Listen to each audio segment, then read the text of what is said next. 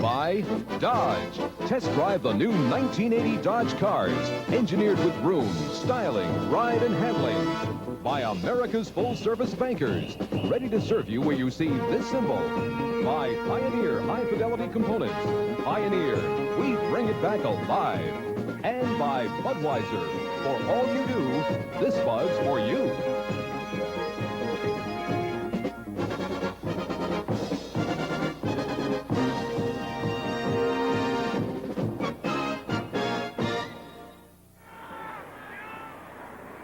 With John Brody, this is Don Criqui back at sold-out Arrowhead Stadium. Kansas City is the world champions of pro football. The Pittsburgh Steelers are set to go against the Kansas City Chiefs. The Steelers on a real tear. They've wiped out their last three opponents, and three good ones. Denver, Dallas, and Washington by a combined score of 94-17. That's how it stands in the AFC East. The Steelers with the best record in the conference. Kansas City was 4-2 at one point in this season, has lost its last four games. A young team. The Chiefs will be receiving to start the game. A season ago, though, Kansas City almost beat Pittsburgh, losing 27-24. Here's the kickoff. Matt Barr kicks it off for the Pittsburgh Steelers. Horace Belton takes it out across the 25 and gets the ball out close to the 29. A short kickoff by Barr. If the Steelers have a weak point, they don't really have any. It is in the kickoff game, though. Barr has not gotten the ball with any consistency near the end zone. When you talk about weaknesses, I haven't seen any, because he is very accurate inside the 30 or 40-yard line, Don, and that's why they have him. That's what they need him for. They can suffer a little on kickoffs. We see Steve Fuller, the kid from Clemson, coming in to start. He'll call his own plays. They've got pretty good receivers, Henry Marshall being the top one.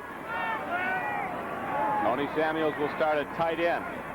The Chiefs aligning with two wide receivers to the right.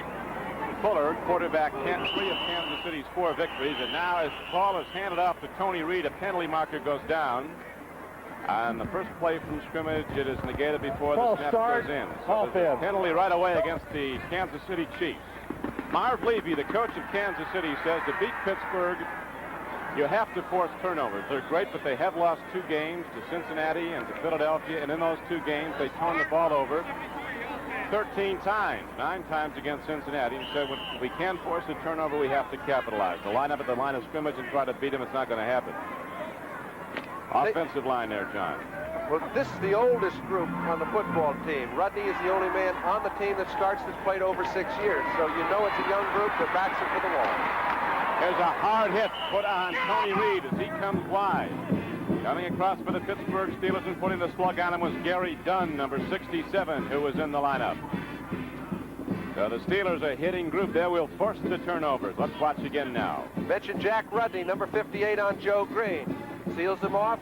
Their offensive line is not only the oldest part of their club, it's the key today. They've got to move the ball along the ground. Marv Levy is known for not liking to put it in the air. In order to beat Chuck Noll, generally you have to do that. So it's going to be second down now and about 14 yards for the first down for Kansas City. Opening sequence of downs following the kickoff. No score. Fuller dropping the throw. He's got some time. It's running out on him, though.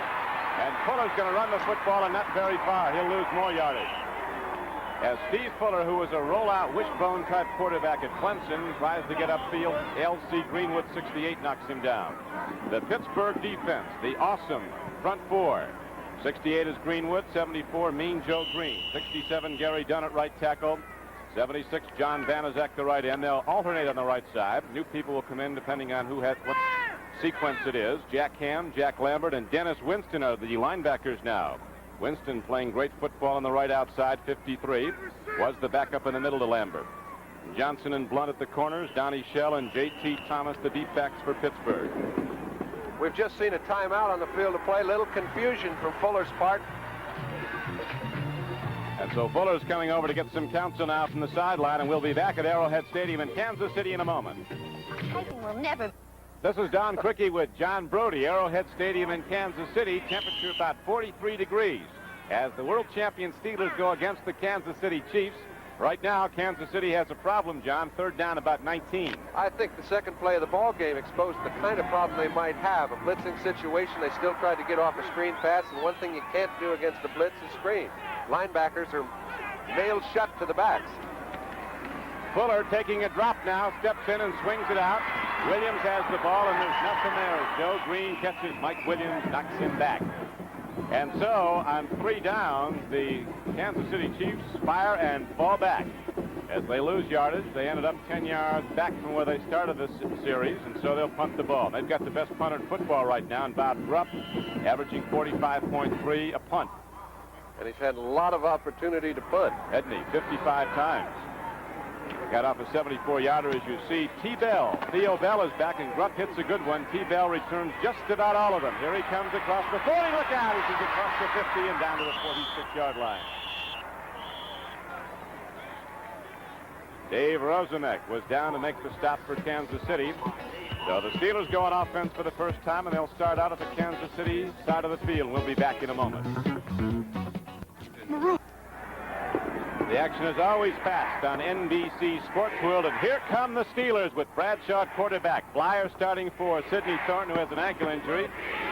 And Franco Harris, who gets the first play from scrimmage for Pittsburgh and drives the ball inside the 45-yard line. He only got about 2. Don Perez, the nose tackle, number 61 from the University of Pittsburgh, made the stop along with Art Still, All-American from Kentucky. And Franco Harris is slow getting up, but he's up. They're the pass catchers, maybe the best in the game right now, John. Well, John Stallworth and Lynn Swann, I would say, are the most productive 2 in the game, but I look for Randy Grossman to get a lot of action today because I don't think the cornerbacks are going to allow those wide guys to get open. They're going to double up on both sides, and it's going to necessitate Grossman doing his work. Well, on 2nd down and 8, Bradshaw has his 2 wide receivers to the left. He goes to the run right up the middle. Down inside the 40 goes Harris, but a penalty marker comes in, John. Little holding call.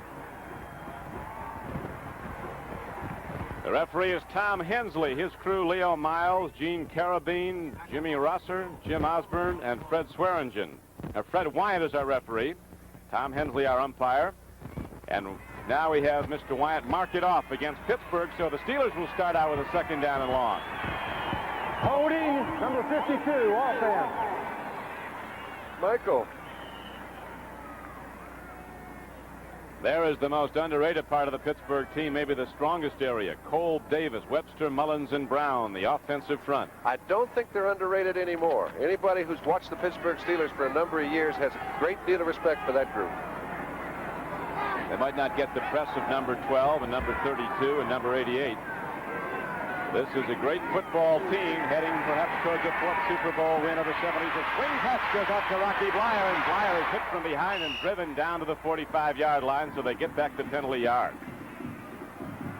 Sylvester Hicks came up from behind, number 75, hit Blyer and drove him ahead for 4 more yards.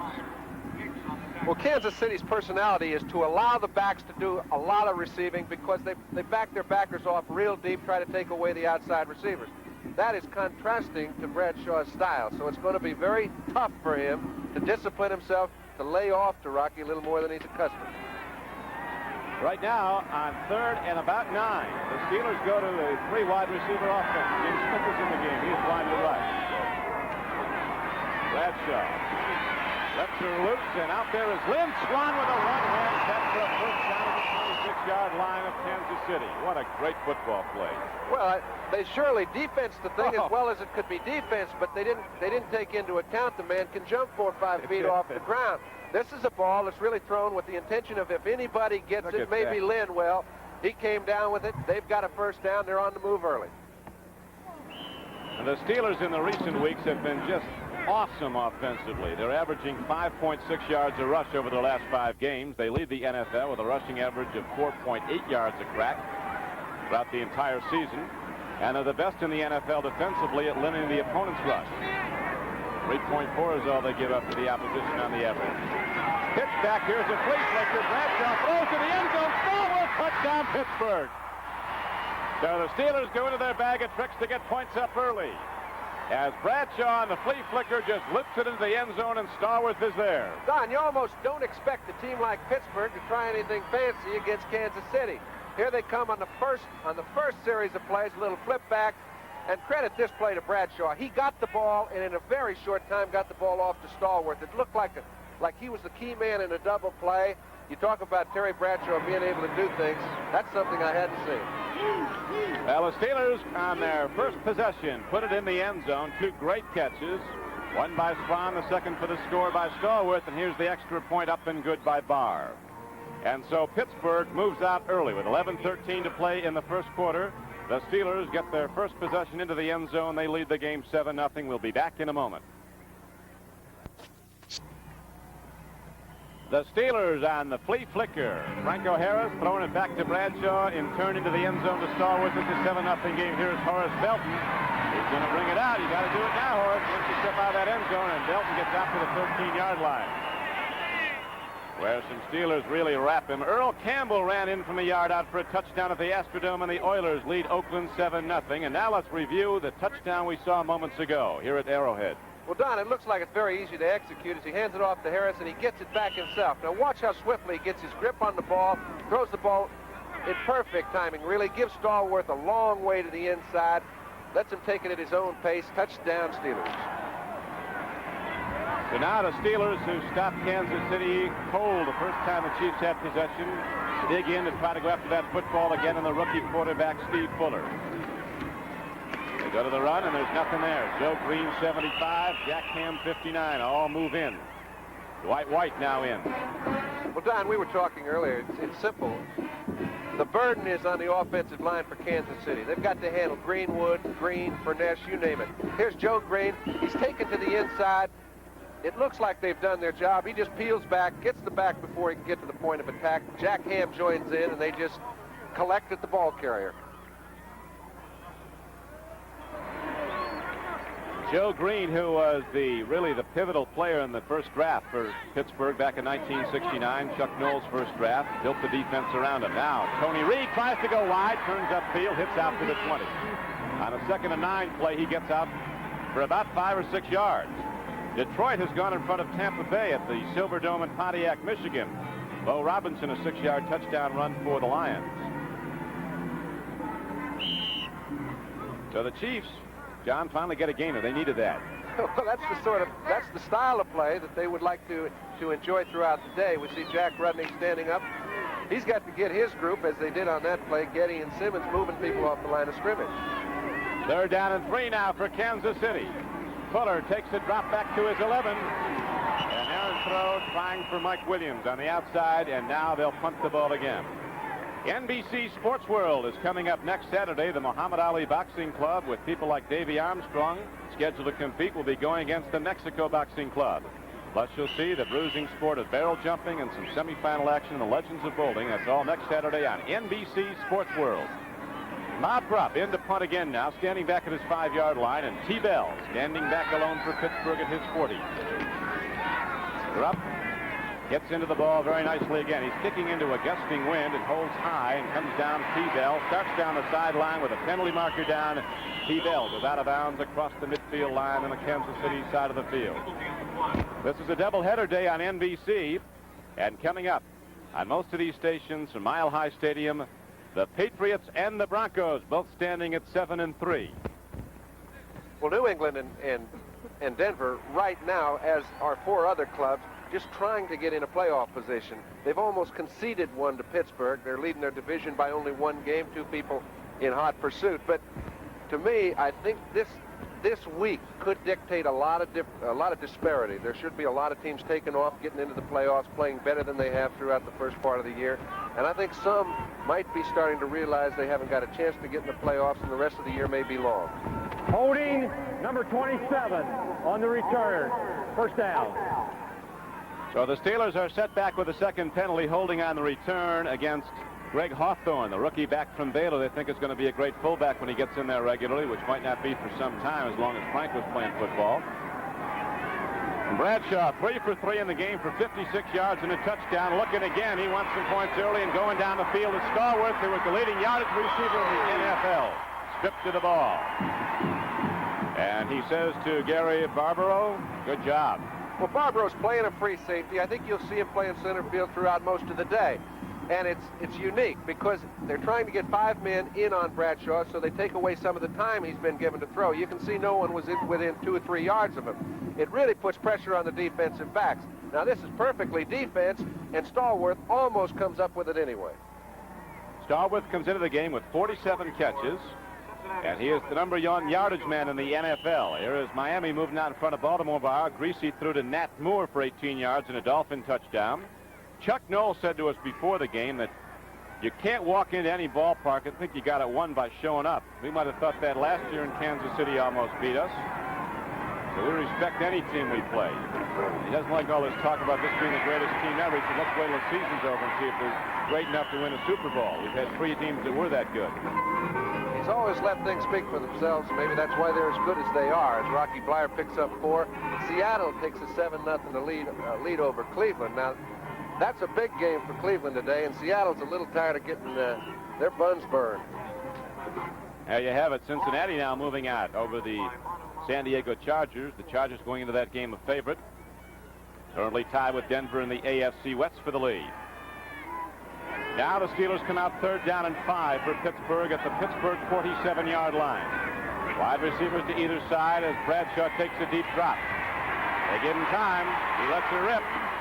Swann goes way up and intercepted. The ball is picked off. Herb Christopher has the football.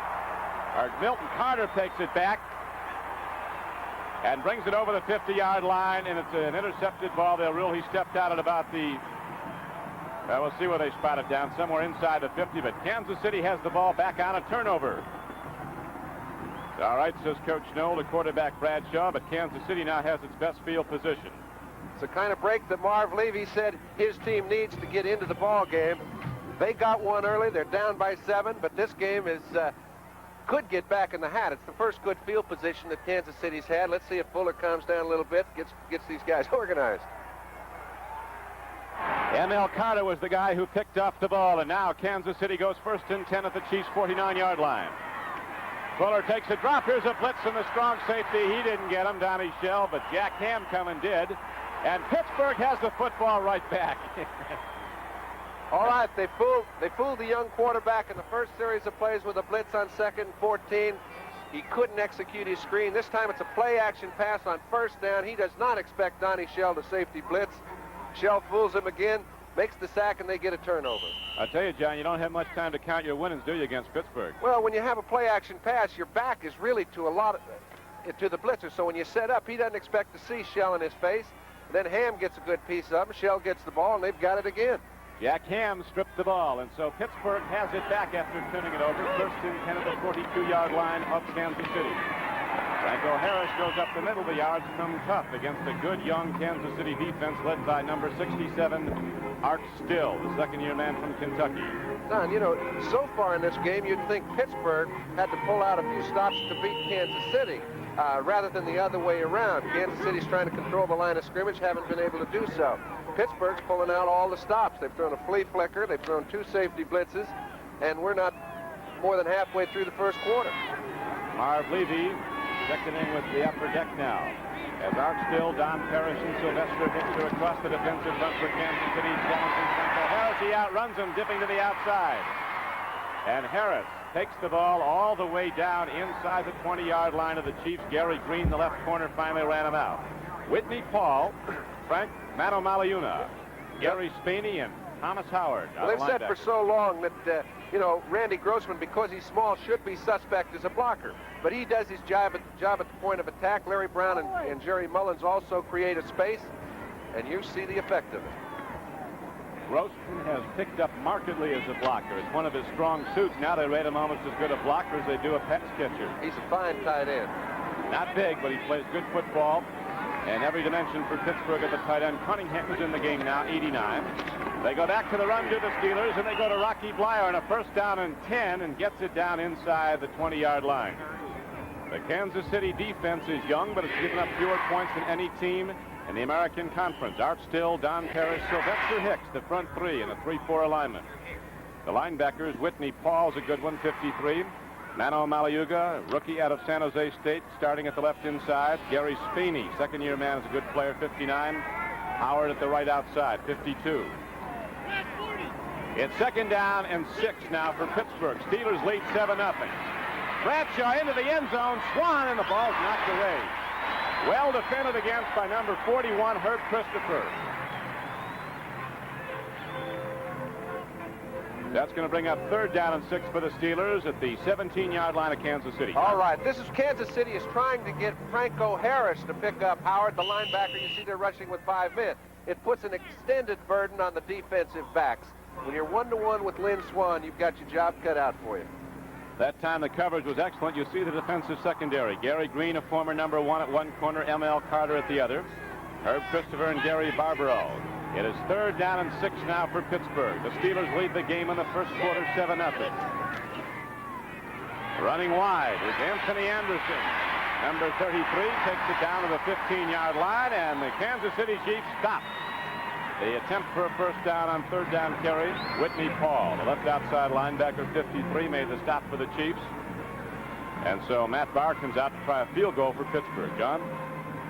Well, if you take a look, Kansas City did a pretty good job of defending Pittsburgh when they got down there. One fine play by Christopher, pretty good play by Still at the point of attack that time. They forced the Steelers to kick a field goal. They've got to get the ball in better field position and then hang on to it if they're going to get back in the ball game. Barr is 7 for 15 in field goal attempts this season. This will be a 31-yarder. Hold, quit, holds. Kick is up, looks to be there. And the Steelers are up with points again. In 2 of 3 possessions, they have scored, and they now lead the game 10-0. We'll be back at Arrowhead after this. The Pittsburgh Steelers take the lead 10-0. Horace Belton ready to return his 3rd kickoff now for Kansas City. Matt Barr set to kick off after just hitting a 31-yard field goal to extend the Steelers' lead to 10-0. Barr hits the ball high. Belton takes it at the 5. 10, the 15, the 20. Belton goes with his head down hard. He hits into Zach Valentine, first-year player, and there's another penalty marker down. Out there in the area of Mel Blount. Don't know which way it went, but there were three Chiefs trying to take care of Blount on the play. NBC brings 2 spectacular suspense movies to TV for the first time tonight. Al Pacino stars in an unforgettable role, Dog Day Afternoon. And tomorrow night, Gregory Peck and Lee Remick star in the thriller The Omen. Dog Day Afternoon tonight, The Omen tomorrow night. 2 thrilling television events, both on NBC. Down in Houston, Stabler has just thrown to Raymond Chester, who's having a fabulous Holding, year, 23 number yards. 47. It was on First Mel down. Blount. He had to do something when 3 people are after you. Game gets a little tough. Hey, those Steelers put some good people on their kickoff teams, don't they? All pro cornerbacks. Everybody gets in there. They realize the importance of it. You know, they don't back off because you play first line as a defensive cornerback doesn't mean you're not an outstanding player on special teams. Fuller pitches back. Mike Williams turns the corner. Ham was taken out, and that gave Williams room to operate. He get across the 35 on a 1st down carry, and out close to the 39-yard line. Jack Lambert, 58, the middle linebacker, finally knocked him down. So the gain was 8 yards on the carry by Williams, and that makes it 2nd down and 2 for Kansas City. Oakland and Houston, a very important game. Houston, of course, contending in the AFC Central Division with Cleveland, both running a game behind Pittsburgh at the outset of today's game, and Oakland looking for a spot in the West. Well, that game really sets up. When you talk about matchups, you can throw against Houston. That's what Oakland likes to do. And you can run against Oakland, and that's Houston's strong suit. Mike Williams carries again on 2nd down and 2. He was knocked down by Jack Ham. At the end of the first quarter, there is no score in Buffalo, or in New York, actually. The Bills and the Jets playing at Shea Stadium in New York. Fuller has had some critics who say he doesn't seem to have a good arm, but his coach, Marv Levy, says he doesn't have good mechanics setting up yet and delivering the ball from the pro pocket. He was a rollout quarterback. He does have a good arm. You're going to see that as time goes on. And you can only find out if you allow him to play. Well, he's going to be in there the rest of the way. They're going to go with the rookie, Steve Fuller, a Rhodes Scholar candidate last year at Clemson. Rangy quarterback, 6'4", 205, who can run. Ran 18 yards for a touchdown last week against San Diego. Arnold Morgado gets the carry now. Runs into the left side of the Pittsburgh defense, is thrown back. J.T. Thomas, 24, came up. Dirk Winston, 53, was there. You're going to get hit more than once when you run at the Steelers. But the 1st down carry is there, and the Chiefs have their first down and sold out. Arrowhead gives them a salute. 78,000 here. Sunny day, 44 degrees at kickoff time.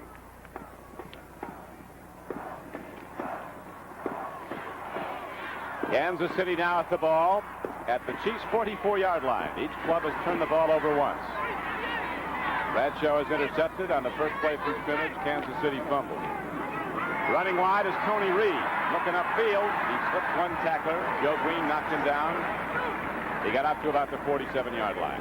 You know, people early, when Dirt Winston came in as the outside linebacker in replacement for Robin Cole and Lauren Taves, people were saying, hey, if there's one place that might be vulnerable, it's this outside linebacker. They gave him a problem for a couple games. Cincinnati and Cleveland both scored a lot of points. But since that time, he might be playing as well as anybody on the whole Steeler defense. They made 4 yards. That's a very long gain against Dirt Winston in the past 3 games. You're not kidding, it is. Any game, you're usually playing on your own side of the line of scrimmage against the Steelers. Kansas City was throughout its early possessions. Now they're starting to move a little bit. Here they go to the run again. And the carry by Mike Williams is across midfield. He got about 3 on a 2nd down and 6 carry. We'll watch it again. Number 53, Dirt Winston. Playing the outside. They figured they got 4 one time. Let's try him again. Tony Reed gets a block at him at the point of attack. He kind of doesn't get much ground. As a result, the linebackers collapse in and make the stop after about 2 gains. Early in the season, teams did well running right at the Steelers, and the Steelers shut down that running game of the opposition. They've given up almost nothing in the recent weeks. Handoff goes. Tony Reed, a Colorado back, looking for room. He tripped, marched ahead, and actually got back to the line of scrimmage and maybe a yard more. And a 3rd and 3 carry, he's short. And so the punting unit comes back out, led by Bob Grubb. Joe Green made 2 outstanding plays. First, he forced Reed outside wide and made him cut back, and then he caught him after he did so. And T-Bell goes back now looking for his 3rd punt return on 4th and 2. Bob Grubb in the game to punt. There is T-Bell from Arizona, and Bob Grubb, who was cut twice by the New York Jets, came to Kansas City as a free agent, leads the NFL in punting, over 45 yards a punt. And he gets a lot of work. The punt downfield, T-Bell takes a look at it, and he loves to live dangerously, fumbles the ball. Let's see, there's a game. Fights on. Look who's down at the 17-yard line. Inside the 15 now. There's going to be 4 people on it. It just doesn't matter because he wasn't given an opportunity to catch the ball. Penalty marker is down. This is a surprise. When you're a punt returner, you just don't expect this to happen. The fans at Arrowhead are booing, but Jackson gave Theo Bell no chance to receive the ball. As a result, took the Steelers out of their own area. Total offense, John, so far in the first quarter, the Steelers, who lead 10-0, have 91 yards. Kansas City just 7 yards. We have 1:58 to play in the first quarter. Don Criqui with John Brody at Arrowhead Stadium. Fair catch, interference against the kickers. First down.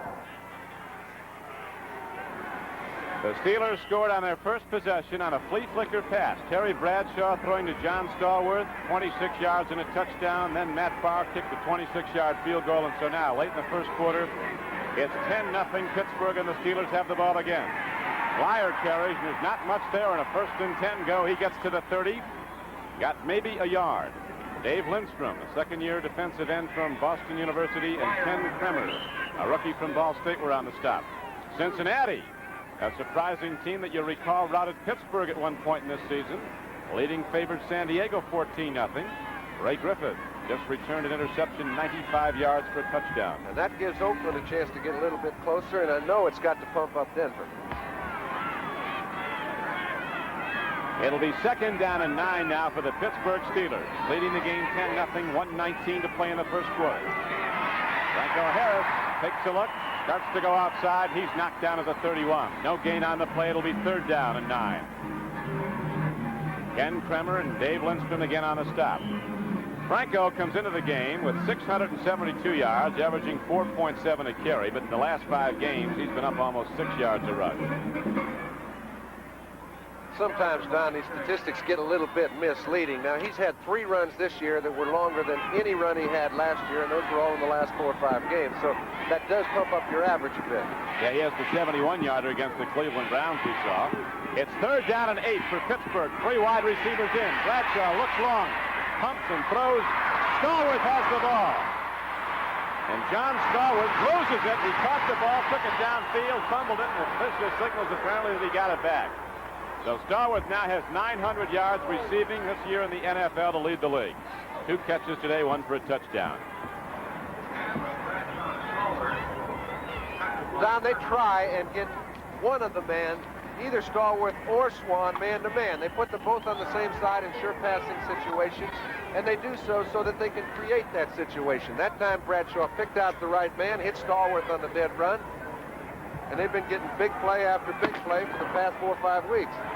And the gun sounds before the Pittsburgh Steelers can go on offense. 1st and 10 once again. That's the end of the first quarter. The score is the Steelers 10, the Chiefs nothing. And we'll be back after these messages from your local station.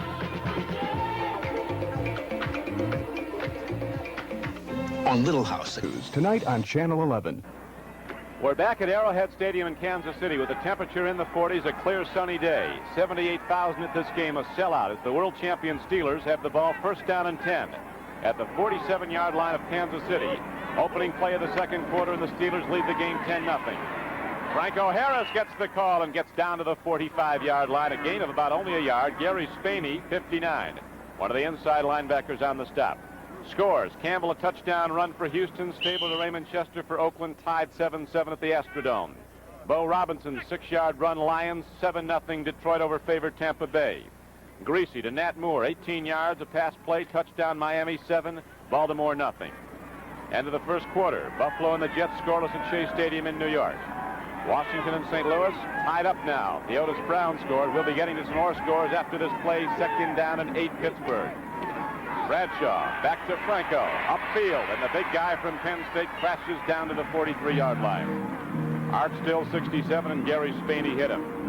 John Riggins ran one in from Washington from 7 yards out. The Otis Brown for a yard. And a touchdown for St. Louis, tied 7-7. Sherman Smith, a 6-yard run. Seattle leads the Browns at Cleveland 7-0. And Cincinnati is leading San Diego 14-0.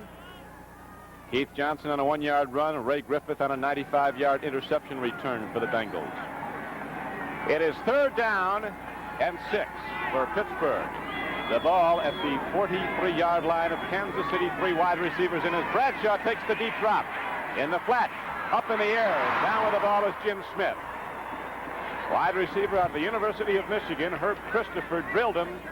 But Smith, with his back to the defense, holds on for another Steeler 1st down. I guess people have been so, enamored with Terry Bradshaw over the past couple years, but more than anything, he picks the right receiver so often. They've got the other receivers, except for Jim Smith, covered and double covered. Nobody was open except for Smith. Bradshaw just allowed Smith to get open, put the ball where it had to be thrown. They pick up a 1st down, and on we go. Smith is a terrific football player. George Welch, the Navy coach, called him the best college receiver he ever saw when he was at Michigan. Bradshaw fires and gets his tight end, Danny Cunningham, and the big guy from Clemson just muscles his way down to the 5-yard line. Or down to the 15-yard line. It's going to be another Steeler 1st down.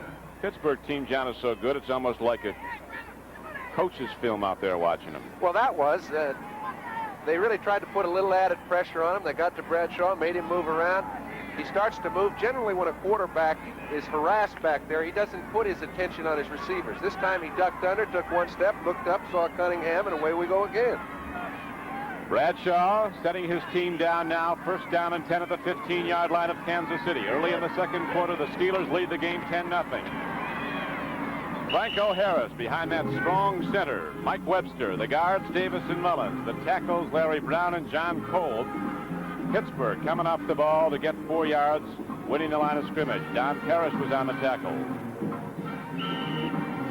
The offensive line, Sam Davis, Mike Webster, Mullins, they just move people out up in the front. They haven't been doing it too well in running play situations until they got down to the goal line. This time they just move them back for about 4 yards.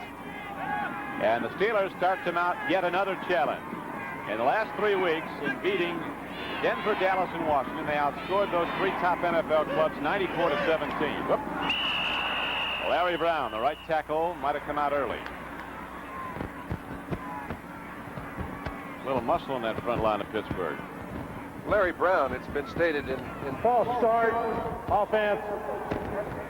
Joe Gordon mentioned that Larry Brown really feels comfortable now playing tackle. He played tight end for 6 years, played it very well, but his natural position is at tackle, and he's come on to be one of the finest in the game. Brown can pump that iron. Three of those front linemen for Pittsburgh bench press over 500 pounds, Kolb, Webster, and Larry Brown. That helps if you can play football, too. And there aren't any 500-pound defensive ends, so you've got plenty to work with. Bradshaw is 6 of 9 for 106 yards and a touchdown. He was intercepted once, you recall, by M.L. Carter. Bradshaw's looking at that end zone again. That's up for grabs. Lynn Swann running a post pattern, but could not get to the ball. Gary Barbaro defending again. Swann isn't that big, John. When you get next to him, it's kind of surprising. He's about 5'10", weighs 173, but I guess he can get his feet about 5 feet in the air. Yes, and I'll bet Gary Green and M.L. Carter feel like he's plenty big enough. Once he's got a football uniform on, his size seems to expand about 40 pounds and 7 inches. You almost have to foul him when he goes up in the defense to get the ball because he can get up higher than anybody else. Third down and 11 now for Pittsburgh at the 16-yard line of Kansas City. Bradshaw takes the drop, looks in the end zone again, fires it. Swann didn't get in. Touchdown, Pittsburgh. What a spectacular play. 2 unbelievable receptions in this game by Lynn Swann. It was a great catch. Oh, Gary Green had him covered all the way down the field. Bradshaw threw it about the only place this ball could be completed. I think Swann helped himself a little bit by hedging Green off, didn't allow him to get as deep in the end zone as he would like to have. You can see there's a pretty good distance between Swann and Green at this point, and I think Swann helped that situation with his hands a little bit, but we don't catch them all. That's a touchdown for Pittsburgh. It is indeed, and the Steelers go in front 16-0 with 11:19 to play in the first half. Matt Farr's extra point is up and good. So the Steelers take command of the football game as they've been doing against all their opposition recently. 11:19 to play in the first half, and Pittsburgh leads the game 17-0. It'll be kicking it off again when we come back. In New York reporting that in Houston the Oilers have gone out in front of the Raiders by a score of 14-7. 55 yards away from Pater, Dante Pastorini goes up top, finds 0-0 Kenny Burrow. He's beaten Monty Jackson badly, takes it in for the score. Pastorini in the midst of a bad year. That's his longest touchdown completion of the year. Let's go back to Arrowhead. Thank you, Bryant. Big game down there in the Astrodome. We'll be switching down there if this game gets out of hand.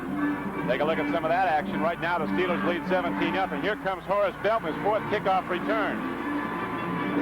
And he gets it out to the 22-yard line. So Horace is getting a lot of work. Anthony Anderson came down on special teams. There's a man with all his Steeler regalia. What you call a real terrible towel. Is it? You've seen some of those real terrible towels, those yellow ones that throw on the field. Got a few of those today. Look at here. Steelers going 71 yards in 10 plays, 16 yards. Bradshaw is 1. Bradshaw had 2 touchdown throws in the game. So Kansas City tries again, 1st and 10 at the Chiefs' 22. Fuller stands in, fires, and he drills it off the hands of one of his backs, Tony Reed. A little too much on it. Marv Levy not too happy with the way that turned out. His man was open coming out of the backfield. Thought that Reed should have had the football. Another big weekend of action coming up next Sunday, an NFL doubleheader day. Start the day with NFL 79. They'll examine the knee injury on the NBC pregame show. Included in the action, the Jets in Chicago at Soldier Field, Miami at Cleveland in a very important game. Baltimore at New England. Pittsburgh goes to San Diego. That should be a good one. Kansas City at Oakland. Denver at San Francisco. Cincinnati at Houston. Back to the live action now on 2nd down and 10. Tony Reed is knocked down at the 22-yard line. Dennis Winston, 53, got him. Dirt, they call him. The name got its origination one of 2 ways, because he was always down in the dirt playing that hard football at Arkansas, or because he sometimes skirted the rules. I don't know if he skirts the rules or not, but he stopped people at the line of scrimmage. That play looked as if it was going to break. It looked like a pretty well-designed play. A draw play I wouldn't say would be too effective against the Steelers at this time until they can throw it a little more effectively, but at this time, nothing is. 3 wide receivers in the game now, as Kansas City goes for 3rd down and almost 10. Swing pass goes out to Reed. He's got some room to operate. 1st down and more. He turns to the outside. Reed gets to the 35-yard line. So Fuller looks the defense over, finds a man swinging out, and the Chiefs on a 3rd and 9 play get the first down. Simple little crossing pattern with their backs coming out of the backfield. The two of them ran right by each other. The flow caught the linebackers going with the other one. He laid it off to Reed underneath. He picks up a first down. And to me, Don, Pittsburgh is playing with a whole lot more intensity than I thought they would. Well, their real motivation more than anything else right now is the home field. Not when you're as good as Pittsburgh, without being overconfident, you can talk about the playoffs. They know they're going to be there. And anybody that has to go to Pittsburgh in December and tries to beat the Steelers, I'll tell you one thing, you better bring your lunch and some help. What are they, about 55-7 in the last 5 or 6 years? Well, since 72, since they started going to the playoffs, John, I think they're 55-8 at home. And in the playoffs, you can kiss it goodbye because they just tear it up. Well, they're not at home today, and they're rather impressive to me. Bum Phillips said it best. Houston coach, he says, anybody in this league planning to go to Pasadena for Super Bowl XIV better make travel plans to head through Pittsburgh because you have to go there first. And that's one place Houston doesn't like to go. Right now, the Steelers giving up a first down to Kansas City, though, and that swing pass big in on defense. The Chiefs have the ball 1st and 10 at their 35-yard line. Fuller with wide receivers to either side. In motion comes Henry Marshall. Back to the run they go. Horace Belton follows some good blocking. They use that wing blocking, power blocking off the right side. Drive the ball out to the 39-yard line. A gain of 4. It'll be 2nd down and 6. Jack Rudnay, the veteran center, led the blocking for Kansas City. That's the problem. Not enough yards. They don't give up that many. But Kansas City's had trouble generating offense. And in their next draft, the speculation here is they'll be drafting for the offense, Lick. I think so, and specifically at wide receiver. They've had a few of their outstanding ones get hurt. Walter White hasn't been healthy all year long, and they do need a few more. Speculation, too, that they could go for Brad Buddy, the All-American from USC, who's a son of Ed Buddy, the former All-Pro for Kansas City. 265-pound guard. Jack Lambert and Dwight White combine on the tackle. Arnold Morgado from Hawaii takes the ball out across the 40-yard line, out to the 43. It's going to be 3rd down and 2 coming up as the Steelers align on defense, clap hands, and come out of it. Another thing that motivates these Steelers, John, is you have to be good to be in the lineup. Look at the linebackers here. You got that. Robin Cole and Lauren Taves could be playing a lot of football almost anywhere, and they can't get in the lineup because Dirk Winston came in and took the job away. 3rd down and 2 now for the Chiefs. They go to the run. Morgado turns upfield, and he's got the first down. Arnold Morgado puts his head down, gets across the 45-yard line. It's a first down for Kansas City. So the Chiefs now get consecutive first downs, and that's a lot in this game against a very dominant Pittsburgh defense. The Steelers lead the game 17-0.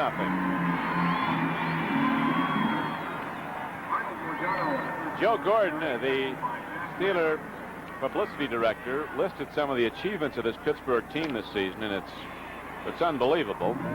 They're averaging over 31 a game their last 3 times out against 3 of the best teams in the league. They lead the league in scoring with 264 points. Their rushing average the best. Their defense against the rush the best. Here's the throw by Fuller. It's stopped by the tight end Samuels. And Tony Samuels crashes down inside the 40-yard line of Pittsburgh and down to the 35. Samuels, a 235-pounder from Bethune-Cookman, goes up in the air, gets it. The biggest gainer of the day for Kansas City. John Brody. Well, it was an outstanding individual effort by Tony Samuels. The ball was thrown high. You can see he gets right in behind Lambert. As it's thrown, he has to leave his feet. A man just an inch shorter could not have come down with the ball. It's the sort of play that Kansas City has to execute in order to get back in the ball game.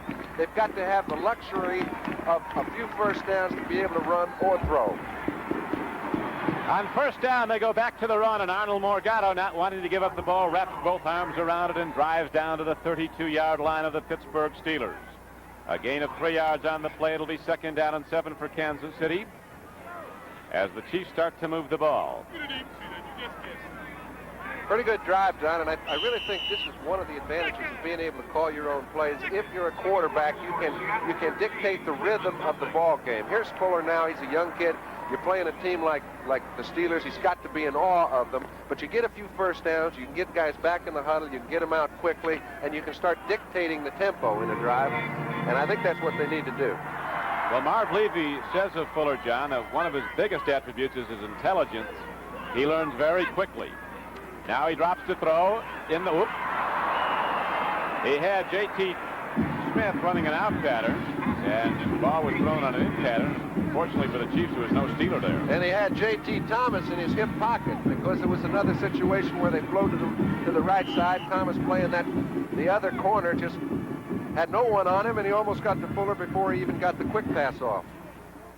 This telecast is presented by authority of the National Football League and is intended for the private use of our audience. Any rebroadcast or other use of this telecast without the express written consent of the Kansas City Chiefs and the National Football League is prohibited. 3rd down and 7 for Kansas City. 33-yard line of Pittsburgh. Second quarter. Steelers lead the game 7-0. 17-0. Fuller throws it through. Almost intercepted. Jack Ham had it and was heading for a touchdown, or so he thought, until he looked back and saw the football. The kind of pass play that Jack Ham will wait all game long for. Fuller's forced out of the pocket. When he tries to throw across his body, back across the field. Not many of those are going to be completed on Jack Ham.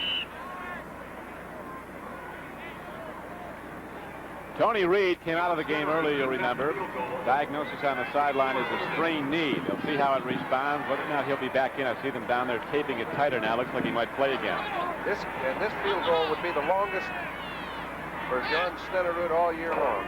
Jan hasn't hit the long ones this season. He's got that one. The distance is there, but he is wide. And so a long field goal attempt and a threat of points by Kansas City comes up wide. And the Pittsburgh Steelers hold to a 17-0 lead. They'll have the football back when we return to Arrowhead Stadium. The value of your money. Perkins, BJ, Wiley, and Kane all go after $1.5 million. A Lobo BJ special Tuesday. And hello, Kansas City. Our producer today for NBC Television is George Finkel. Our director, Ken Faust. This is Don Criqui with John Brody. We have 6:31 to play in the first half. 1st and 10 Steelers. They lead the game 17-0. Whoops. Franco lost the handle. Still can't find it. And very alertly whacks the ball out of bounds. That's the sort of thing that a good player does when he gets in trouble. He doesn't try to make a big play out of a mistake.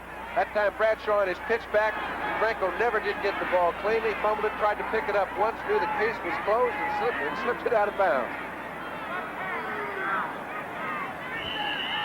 Buffalo leading the Jets 7-6. The Bills scoring on a touchdown pass. And then Kevin Long coming back and scoring for the Jets, but the extra point was wide. Washington over St. Louis 10-7. Get some more in that game in a minute now as the Steelers break the huddle. 2nd down and 18, about 17.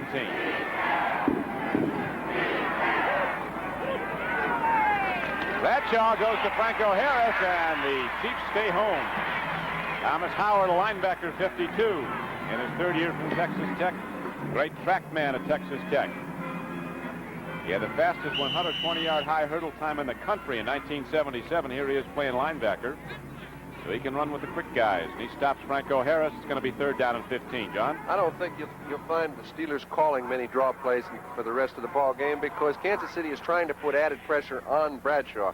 When you do that, you're taking a couple extra men, putting them in the pass rush, and they run right into the lanes of the draw plays. 3rd down and 15 for the Steelers. Bradshaw takes the deep drop. They've got the rush on him now. He swings it out. Got a man, Rocky Blyer. 40. And ahead is Rocky Blyer to the 45 or 6-yard line, and he got a 1st down. Art Still at 255 pounds ran him down, got him from behind. But Blyer gets the swing pass with the screen in front and takes it downfield for a Pittsburgh 1st down and 3rd and 15. John? Now that play did not look like a screen to me until Bradshaw committed to it. He allowed the defensive line to get to him. They got very close to him. It looked like an excellent pass rush. He just slips it out to Blyer on a fine completion. They pick up the 1st. They're just executing about as well as a team can right now. Boy, they are. Masterful execution by the Steelers on offense. Big plays has been the order of the day for Pittsburgh, and here is Rocky Blyer taking it out to midfield. The former Notre Dame captain, who might be in his last season, he says. 10th year, depending on how he feels at the end of the season. Next Saturday on NBC Sports World, the action's the greatest as the Muhammad Ali Boxing Club squares off against the Mexico Boxing Club. Then Mark Roth and Buzz Fazio lead their teams into the pressure-packed semifinals of the Legends of Bowling, plus America's Best Challenge, Canada's Best in the bizarre and bruising sport of barrel jumping. That's all next Saturday on NBC Sports World. Chuck Noll with another superb football team at Pittsburgh, looking on in the sunshine of Kansas City. Temperature in the 40s, clear sunny skies. Steelers 17, Kansas City nothing. And on 2nd and 6, Franco Harris brings the ball inside the 45-yard line of the Chiefs. Mano Maliuna knocked him down, or knocked him out of bounds, 54, the linebacker on the inside. And we pause briefly for station identification. This is the NBC television network.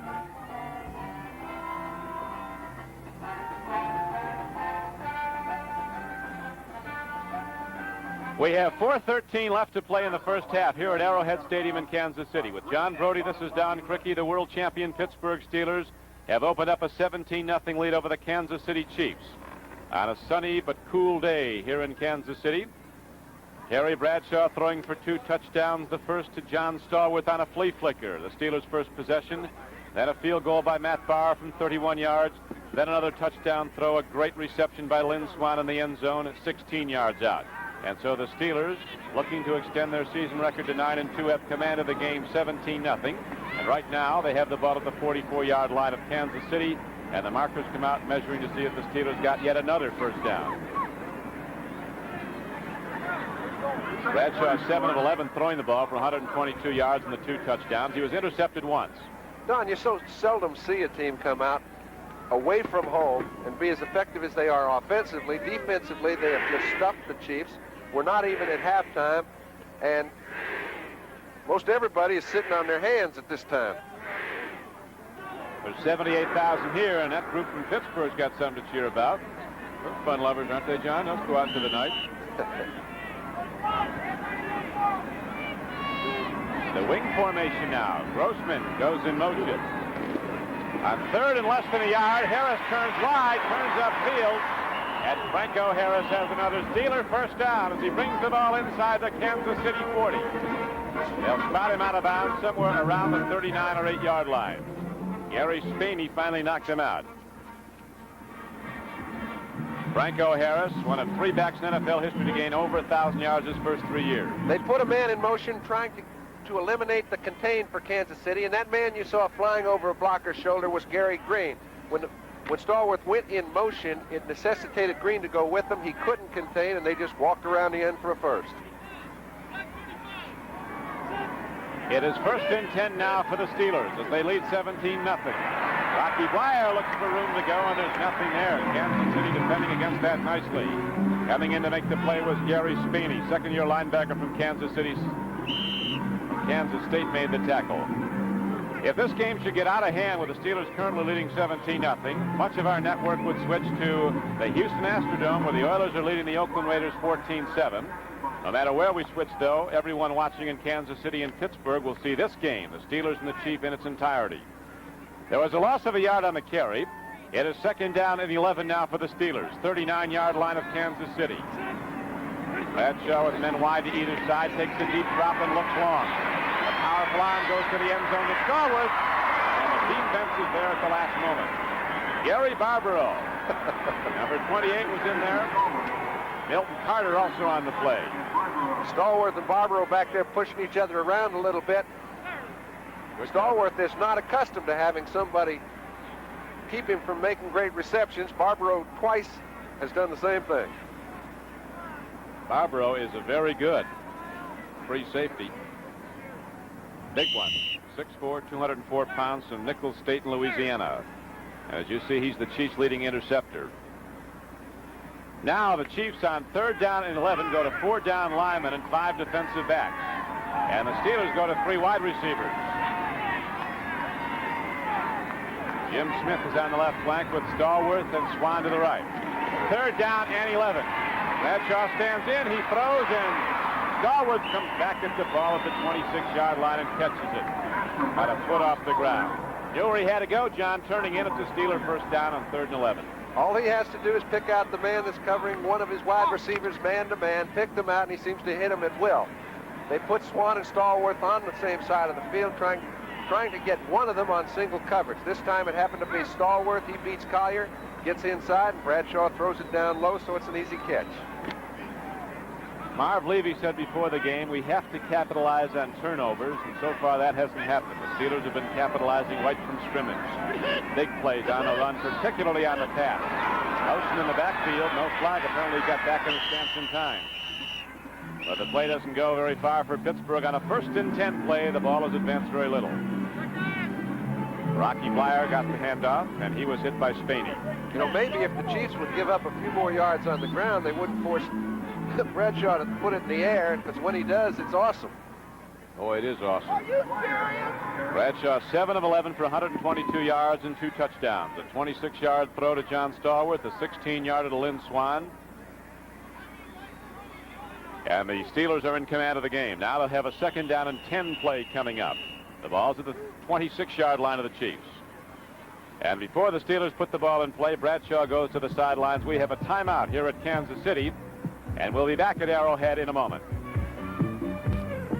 On Sports World, the action's the greatest when the Muhammad Ali Boxing Club with heavyweight Tony Tubbs and 2-time Olympian Davey Armstrong scheduled to compete squares off against the Mexico Boxing Club in bone-jarring amateur bouts next Saturday on Sports World. Back at Kansas City, the Steelers are in command 17-0 late in the 2nd quarter, 2 minutes to play in the 1st half. San Diego rallying back now at Cincinnati. The Bengals still leading the game 14-10 after they led earlier 14-0. Terry Bradshaw now leads the National Football League in touchdown throws this season. He has 20, including 2 today. The pitch back to Franco Harris. And Harris picking his spot. Moves outside his blocker and takes it inside the 20. Seattle, an underdog, goes to Cleveland and leads the Cleveland Browns 16-0. Last week, Seattle had 1 first down, John, losing to the Rams 24-0. It's a little bit embarrassing when you have an offense that executes as well as Seattle's does week in and week out to be stuffed and make 7 yards total offense throughout a whole day of play at home. That's right. And you know they put something together, and it just makes everybody take a look at his hole card when that happens. And yet generally they come out swinging. And, of course, we'll be updating all the scores at halftime as we switch to New York. Brian Kemmel and Mike Adamle in NFL 79. Right now, we have 1:53 to play in the 1st half. The Steelers leading 17-0, challenging again. Handoff goes and a counter to Rocky Blyer, and he's down to the 16-yard line. Art Still, 67, knocked him down. It was on a 3rd and 2 carry, and it's going to be close enough to measure. It looked as if he made it by about the length of the football, and I'm sure if he didn't, they still will elect to go for it on 4th down. Sidney Thornton has been doing a great job for the Steelers, averaging 5 yards a rush, over 500 yards through the first 10 weeks of play. He didn't make the trip because of an ankle sprain. He'll be back in the lineup shortly, so Blyer is starting today. Terry Bradshaw, the Pittsburgh quarterback, as every Steeler fan knows, is coming off the best game of his career last week against Washington, when he passed for 311 yards and 4 touchdowns, both career highs. But even more remarkable, he did it all in 2 quarters of play in 1 series. If he went the whole game, he might have had 500 or 600 yards. I don't think yards are the indicator in Terry Bradshaw's case, because he's played so well for the past two years. His team has been in very few positions where he's had to take them by his own arm and execute that way in order to win. They beat you so many ways in special teams, defense, offense, that Terry is a great addition. But this is one of the few teams that doesn't have to rely on his arm. He's in his 10th year now from Louisiana Tech. Came as the #1 pick in the 1970 draft. Had some rough early going, but looks like a Hall of Famer. Now Franco Harris gets the call and takes it inside the 15-yard line. Dave Lindstrom, a defensive end the Chiefs are high on, number 71, knocked him down. The carry, an advance of just 2 yards. It'll bring up 2nd down and 8. Steelers now punching the ball right at the Kansas City defense as you see the 2nd quarter clock winding down. 1:09 to play in the 1st half.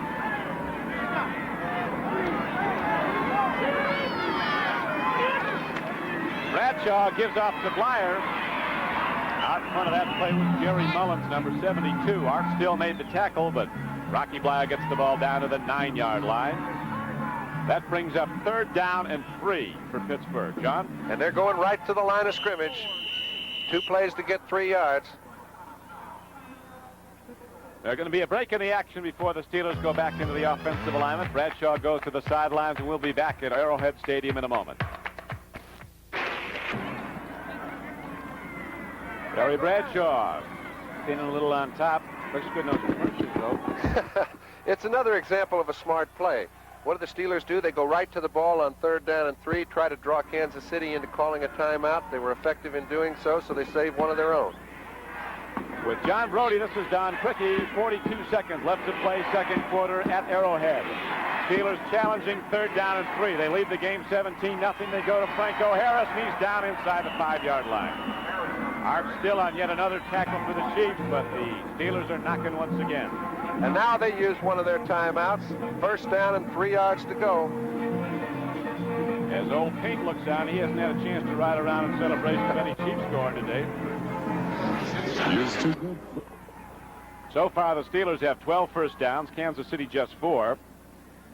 The big number, though, up on the scoreboard is the 17 that the Steelers have put up. 17 points, none for Kansas City, and the Steelers challenging now 1st and goal from the 3. Up the middle, Franco Harris works hard, but he's driven back. Good defense by the Chiefs. Gary Spaney, number 59, 230 pounds, met Franco Harris with all he had. Knocked down short of the goal line. That's a loss of a half yard. Steelers moving right along now. 16 seconds to go in the 1st half. Bradshaw looks into the end zone. He's looking at Grossman. Throws towards him. Grossman went down in the end zone before the ball was thrown, fighting off the blocker. That stops the clock, as you see, with 11 seconds left to play in the 1st half. John?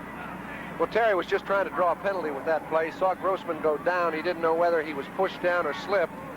There was no call, and it looked like excellent coverage to me.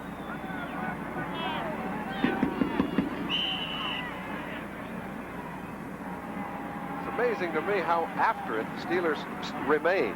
It looks like they've got the ball game in great shape. It looks as if also they really don't care what the score is. Let's just stay after it from pillar to post and see what happens. It's a great way to play, but I haven't seen too many people that can do it. Now as the Steelers come out looking to line up and head for the end zone with 11 seconds to play, the officials call a timeout. And we remind you, I guess it's going to be charged to Kansas City, that there is a very good one coming up Thanksgiving Day on NBC. November 22nd, 4 o'clock Eastern Time. The Oilers and the Cowboys fight it out for the bragging rights in Texas. Earl Campbell, Dan Pastorini and the Oilers going to call on Roger Staubach, Tony Dorsett and the Dallas Cowboys. Turkey and Texas football, all November 22nd, Thanksgiving Day on NBC.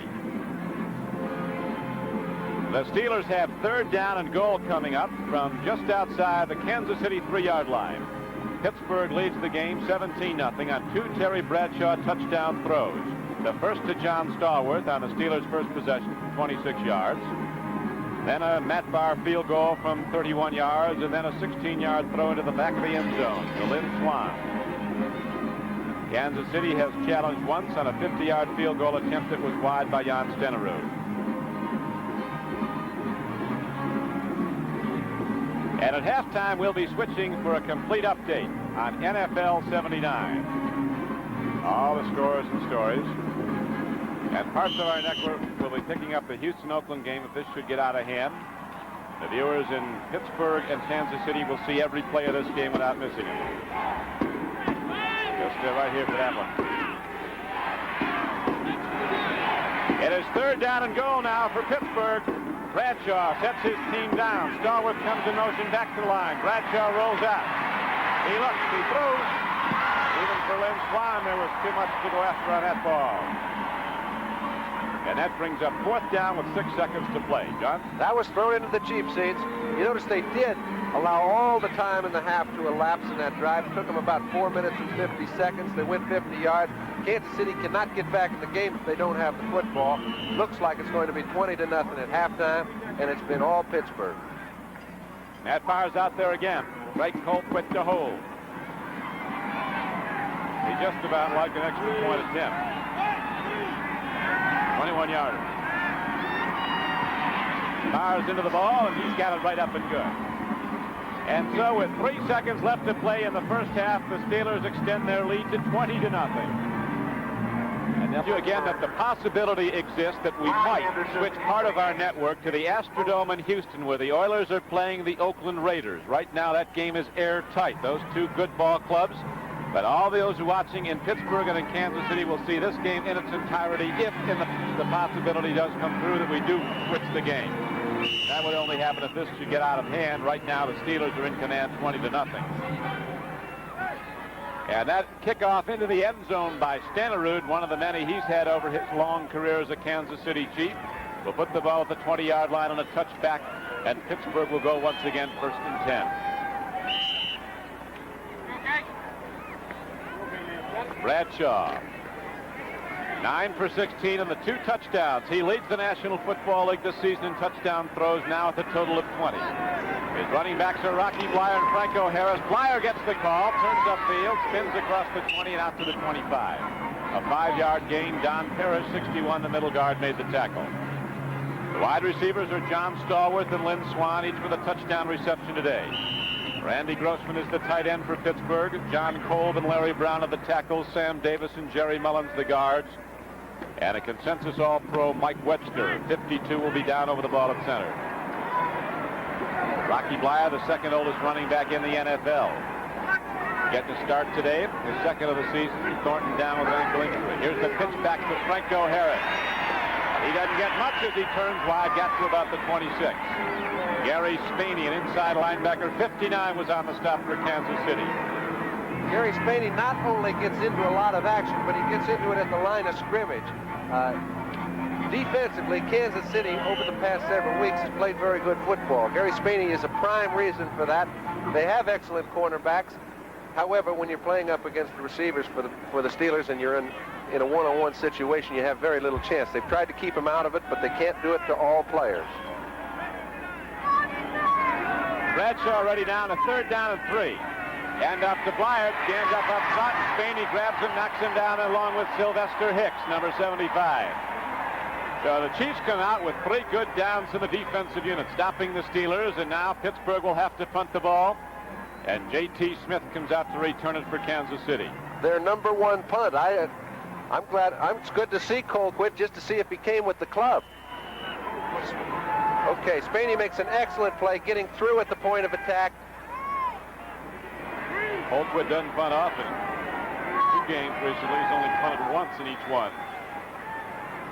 Here's the snap. Hits it high and downfield. Smith will field the ball at the 35. Weaves his way through some defenders and then is hammered. Robin Cole, 56, came up and drilled him. So the Chiefs go on offense for the first time in the second half with the ball just short of their 40-yard line. Next Saturday on NBC Sports World, the action is fast as the Muhammad Ali Boxing Club goes against the Mexico Boxing Club. Plus the bruising sport of barrel jumping and semifinal action in the Legends of Bowling. All next Saturday on NBC Sports World. Fuller is at quarterback as he sets his offense. Hands off and Mike Williams runs the ball. He doesn't get much as Steelers throw him back. Mike Williams on the carry. He doesn't get any. Not at all. Loses about 1, I think. Jack Lambert and Dennis Winston were on the stop. In the backfield for Kansas City, Mike Williams is in the backfield along with Horace Belton and Steve Fuller at the quarterback. The wide receivers are Henry Marshall, 89. And in there with him is J.T. Smith, number 86. Marv Levy's team en route to perhaps a 5th consecutive loss after the Chiefs, a surprise team at the outset of the season, were 4-2 through the first 6 weeks. It's 2nd down and 11 now. Marshall goes in motion. Fuller takes a look. Throws over the middle. A good, well-thrown ball, and it's caught by J.T. Smith. And he is down to the 45-yard line of the Steelers. A gain of 15 yards and a first down. Chuck? I think, Don, more indicative is the fact that J.T. Smith got inside Mel Blount. Very few people are able to do that. He entices you playing your man-to-man. Not too many people are successful throwing against him. Fuller knows his back's to the wall. That's the first throw we've seen in the second half. I think you can expect quite a few more. John, your old friend Chuck Muncie has run for a couple of touchdowns. And New Orleans is leading San Francisco 17-0. It's a long year for the Niners. Horace Belton goes to the run, and Kansas City moves the ball out nicely, getting some good blocking from the left tackle, number 77, Charlie Getty, left guard, Bob Simmons. Rudnay blocking well in the middle linebacker. Gain of 4 on the play. One man we haven't seen much of today, Jack Lambert, primarily because no one's been able to get to him. The defensive line have stopped the Chiefs at the line of scrimmage most of the day. This time they have a very effective play. Lambert makes the play 4 yards deep. So now Kansas City, trailing 20-0 at the half, comes out in the third quarter moving the football. It's going to be 2nd down and 6 for the Chiefs. Ball at the 42-yard line of the Pittsburgh Steelers. Reverse. It is a reverse, and there's room to run. Fuller throws one block. And Marshall takes the ball down to the 30-yard line. Boy, they got the swing of the Pittsburgh defense moving left. And Marshall had room to go as he came back the other way. An excellent call, and let's remember Fuller's calling the plays out there in his rookie year. A perfect time to call this play. Pittsburgh's pursuit has been exceptional. He caught Dirk Winston trying to help out on the far side of the field, ran a reverse behind him, picked up a first down. Getty and Nicholson are the tackles for the Chiefs. Simmons and Condon the guards. Rudnay the center. Tony Samuels the tight end. It's 1st and 10 now for Kansas City at the 30-yard line of Pittsburgh. A lot of motion in the offense now. Marshall goes in motion again, and Kansas City takes the ball with Mike Williams carrying right of the Pittsburgh defense. And he brings it ahead for 3 yards, almost 4, down to the 26-yard line. Make it 2nd down and 6. J.T. Thomas, 24, was on the stop for the Steelers. Rams lead the Bears down at Chicago, 9-0. First quarter score. Rams seem to be playing better football now in the last couple of weeks. They haven't allowed anybody to score in the last 6 quarters. That's really their personality. They got to do it with defense. Their offense has been a best erratic. Now they've lost Hayden for the rest of the season. The pitch back goes to Mike Williams. He's going to turn the corner, and Williams gets the ball inside the 25-yard line. So Kansas City trying to beat that Pittsburgh defensive front by using speed to go wide against it. The pitch back and the subsequent speed running of Mike Williams. And the ball is down inside to the 23-yard line. Bring up 3rd down and 3 for the Chiefs. Fuller has this team moving now. This is a very key play, Donnie. They stuffed the Steelers in their first drive. They've taken the ball. They've moved it about 45 yards. They've played good football so far in the second half, and they've got to capitalize on it. They have. And now apparently Fuller saw something in the defensive set of the Steelers, or now it's going to be Pittsburgh calling a timeout. Jack Lambert's upset about something. He's got the official he's chewing on over there.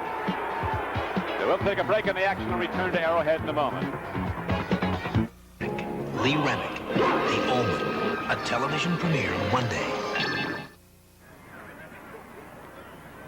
Back at Arrowhead Stadium in Kansas City, the Chiefs looking the best they have all game on offense right now. In this drive, they have 3rd and 2 coming up at the Pittsburgh 22-yard line.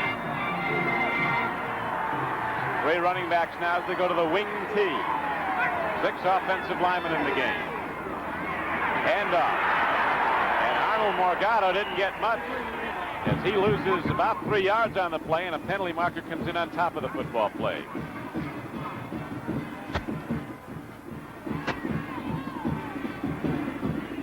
The Pittsburgh Steelers will rise up. This defense, the Steeler coaches tell us, is designed to force the opposition to throw. They want to see the pass. Well, they're going to see it if this penalty is taken, because I think it's a holding penalty. Generally, when a penalty is called at the point of attack, that's what it is. Holding number 23 declined. 4th down. Earl Gant, a rookie running back, caught the hold, but the Steelers decline it. That brings up a 4th down. 4th down and 5. That's an interesting decision, because they would have had 3rd down at about 14. This way they stay in field goal range and elect to kick it. Otherwise, they would have put Stenerud in a very tenuous situation, having to kick a field goal of over 50 yards. Maybe they figure it doesn't matter. Well, this one's going to be about 43. Jan Stenerud, who's been doing this a long time, drills the ball, gets it up in the air. He's got it. Jan Stenerud from 43 yards out hits the field goal. And for the first time in the game, the Kansas City Chiefs are on the board, trailing 20-3. We'll be back with the Kansas City kickoff in a moment. Here's Jan Stenerud, who hit the field goal to put Kansas City on the board for the first time. Kicking downfield, Anderson takes the ball. Larry Anderson loses the football inside the 5. The pursuit is there now. It loosens up, and Anderson, with a kamikaze run, drives ahead, and there's a free football for a moment. Let's see who has that. Whitney Paul comes in from the sidelines for the Chiefs, pointing his way, but the officials apparently going to keep it with the Steelers. Don't forget, there is doubleheader football coming up next here on NBC on most of these stations. The New England Patriots, the Denver Broncos, from Mile High Stadium in Denver. Both those clubs going in with 7-3 records. When Chuck Noll came to the Pittsburgh Steelers back in 1969, the Steelers had won 18 games in the previous 5 seasons. Last year they won 17. Yeah, and I think it's testimony, too, to the whole administration there, because he only won 1 game his first year. Right. Didn't change any of the programming. Well, they ended up with Bradshaw, and here comes Bradshaw on the run, and quickly looks for the 12th man and gets out of bounds. Bradshaw bailing out at about the 31-yard line. He'll be short of the first down, but not by much. On a first down carry, he got about 8. And that is only the 2nd time he's run the ball all year long, or the 3rd. Now, Joe Gordon was just making the statement that most quarterbacks have run it 14 or 15 times by this time in the year, just on broken patterns. Now, first of all, Bradshaw hasn't had to run the ball on broken patterns very often, but his personality used to be one of looking to run the ball when he got in a trap rather than throw it. It's changed immensely, and I think their effectiveness has been greater for it. He's staying in the pocket. They don't want him getting hit either any more than he has to. He was KO'd last week. On first down, he did get the first down. It carries to the 33-yard line, and the Chiefs shut it down. Whitney Paul, number 53, an outside linebacker, and Art Still, 67, make the hit on Franco Harris. Whitney Paul, Frank Malamaliuna, Gary Spaney, and Thomas Howard are the linebackers. Here's Spaney shooting in. And this is what is called a running situation blitz. Everybody hits one of the gaps. They try to stuff them at the line of scrimmage, force them into a 2nd and 10 situation, make them put the ball up in the air. Now comes the tough part. Stop Bradshaw. Last year, they went strictly for the draft. Spaney came in the 3rd round. Sylvester Hicks on the 2nd, Art Still on the 1st. And all 3 started for Kansas City. Bradshaw on 2nd and 10. Kicks the ball up in the air for grabs. And closest to it was Whitney Paul. He was thinking end zone, but couldn't get to the football.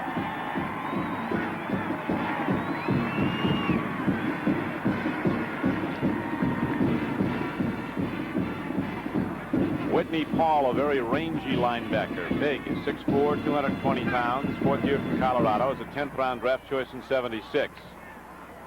A lot of speed at the outside linebacker positions for Kansas City. Now the Chiefs go to 4 down linemen and 5 defensive backs as the Steelers have 3rd down and almost 10 coming up. 3 wide receivers in the game for Pittsburgh. Bradshaw has time. He takes a look. He lets it rip. Hit. And very nearly intercepted by Thomas Howard. So the Chief linebackers get back nicely in that zone coverage. Well, we mentioned in the first half how able Bradshaw was to pick out the correct receiver. And generally they have to leave one of them man-to-man when they put Swann and Stallworth out there together. However, this time they fooled Bradshaw. They went into a zone. They had both of the wide receivers covered on that side. Paul Howard made a great play and then didn't come up with the catch. This Kansas City team, John, has historically played a lot of good football in the 2nd half. Last week they almost came back to beat San Diego here. Colquitt punts. Knuckler downfield will take a hop, and Smith is going to have to let it roll, but it takes a Kansas City hop back upfield, and Jack Valentine slaps it down. Couple guys teeing off now. Valentine sashaying into the end zone away from the action. Well, that'll be broken up, but it gives Kansas City good field position. It's something they severely need. Right now, there is a break in the action here at Arrowhead Stadium in Kansas City. We'll be back in a moment. Not for what? Steve Fuller gets the final instruction from Coach Marv Levy and heads back into the offensive huddle of the Chiefs. We have 7:48 to play in the third quarter. Kansas City has the only points of the second half and trails the game 20-3. Detroit 7, Tampa Bay 3. Steelers have a tough one next week, John. Head out to San Diego.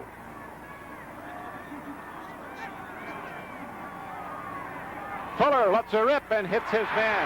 J.T. Smith has the reception. He's not done yet till he's inside the 40-yard line. And 78,000 come alive here at Kansas City as the Chiefs start to look sharper on offense. Right, since the second half kickoff, the Chiefs have looked like the better team. And Fuller throws the ball right on the money again. J.T. Smith is not renowned as an outstanding receiver. That's because he hasn't caught many balls up to now. But the 2 times he's been given the ball in this half, he's looked like an all-pro after he caught it. He has. J.T. Smith, the 185-pound wide receiver from North Texas State, came to Kansas City as a free agent. Spent some time with the Washington Redskins. Horace Belt, the running back up there, tries to go wide, and he gets hammered. Don, Jack Ham had 2 or 3 fellas to get through, still made the play. For years, he's been as fine a pass defender as there is in the game for a linebacker, but against the run, he's equally as tough. You can see Tony Samuels trying to move him back off the line of scrimmage. He kind of slides through all 3 of the red shirts, finds the ball carrier, and stops him for a 1-yard gain. After this next play, we'll be recapping all the scores from around the league on this, the 11th weekend of play. Right now, the Kansas City Chiefs have a second down and 9 play coming up. They trail the game 20-3 in the third quarter. Fuller hands off. Here comes Belton turning upfield, and Belton was hit. What a shot Joe Green put on him, along with Dennis Winston.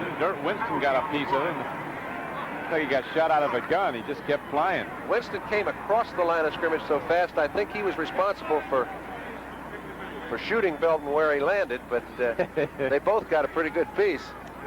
All right. It is 14-14. Stabler to Casper for 3 yards, and Oakland ties the game at Houston.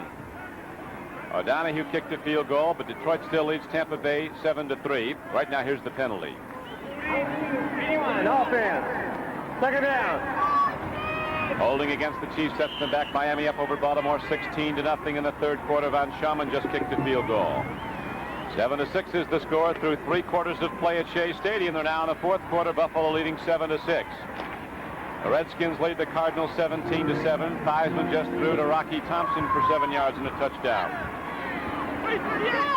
Cleveland is coming back. We'll get more of those scores. Browns now down 16-10. Uh-oh. Steve Fuller never got a good look.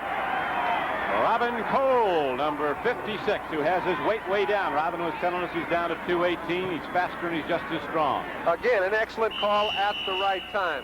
It's a sure passing situation. Play action passes aren't very effective on 2nd and 20. Everybody in the house knows you're going to throw the ball.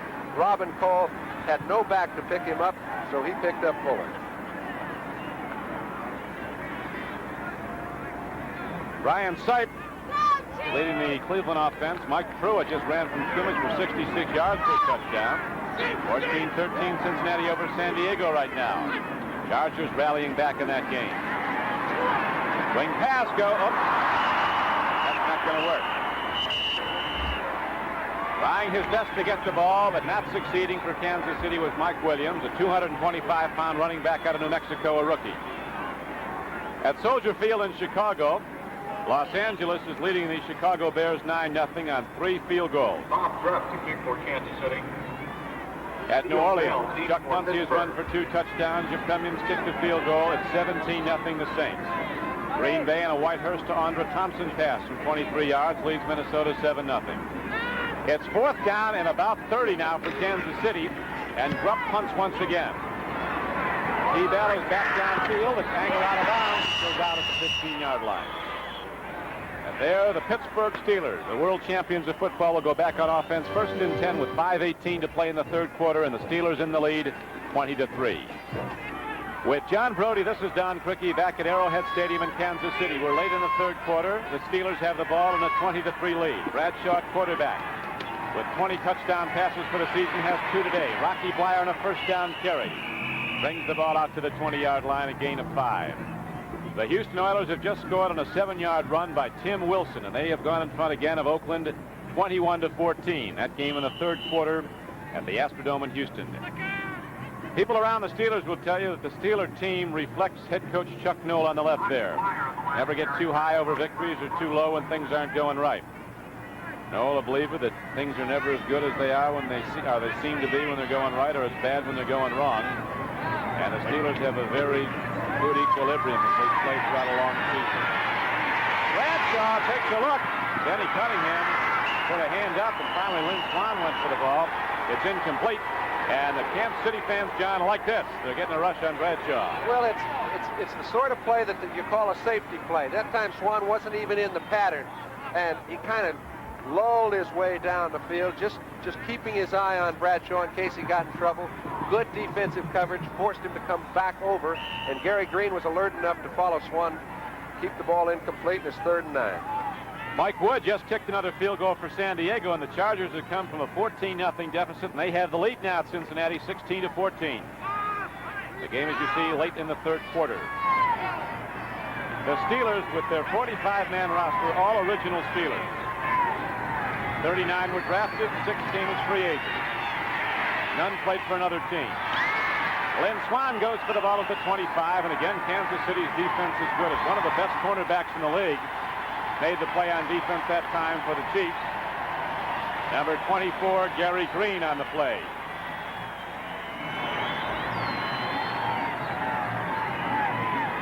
Chiefs have been very impressive in the second half on defense, Don. They have. Talking about that Steeler roster, 7 rookies are on the team. They're not young or old as the NFL roster goes, averaging 26 years and about 5.2 years of experience. Here's the punt by Colquitt. Low snap, steps into it, hits it well. J.T. Smith is backfield at his 43. Get out of my way, man, and J.T. Smith turns up the sidelines. He can take it the distance. Smith, a fine punt returner. Right now, we pause briefly for station identification. This is the NBC television network. Your Steel City News Station, Channel 11, WIIC-TV, Pittsburgh. J.T. Smith has returned 2 for touchdowns this year, 1 for 88. We're at Arrowhead Stadium in Kansas City. The temperature in the low 40s, a clear sunny day. The Kansas City Chiefs in red were trailing at the half to Pittsburgh 20-0. They now trail 20-3 and have the ball back. At the 41-yard line of Pittsburgh, it's 1st and 10. Don Criqui with John Brody as young Steve Fuller directs the Kansas City offense. Arnold Morgado looked for some, didn't get any, lost about a yard. Coming up to get him was Jack Lambert, 58. They say Jack is hurting all over these days, playing with a slightly separated shoulder and a bad ankle. This is the time of the year, Don, when most everybody's playing a little bit banged up. He's right in that starting lineup with a separated shoulder. 5 years in a row. That's remarkable. Didn't realize that. He's led them in tackles. Morgado turns again, and again the Steelers turn him back in with his help and knock him down at about the 39-yard line. On the play for the Pittsburgh Steelers, leading the way with Jack Lambert. Dirt Winston, 53, was also on the stop.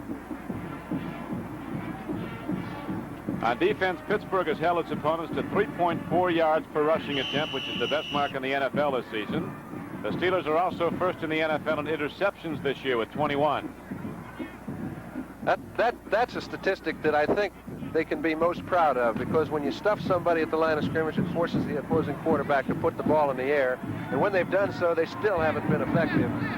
Where do you beat them? One area they lead, John, they're not proud of is in turnovers. They're number 1 in the league there, too, with 33 through today's game. On 3rd and 9, Fuller steps in. The ball goes up. I think that was intercepted.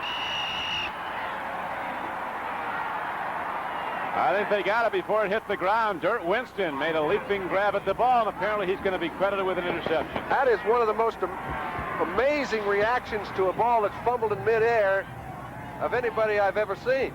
Now for a report and an update on other games around the league, let's go to Bryant Gumbel in New York. This is Brian Gumble in New York reporting that in the Astrodome, the Oilers have gone out in front of the Raiders 21-14. Here's how it happened. Latest score, Tim Wilson from 7 yards out, lunges into the end zone. The Oilers go up top. We get a second look from ground level, following good blocking off the left side. Good lead block by Earl Campbell. Wilson takes it in. Again, Oilers 21, Raiders 14 in the third. Let's go back to Arrowhead. Don Criqui and John Brody. And back to live action here at Kansas City. The Steelers on a 1st and 10 carry from their 43-yard line advance the ball out to the 45.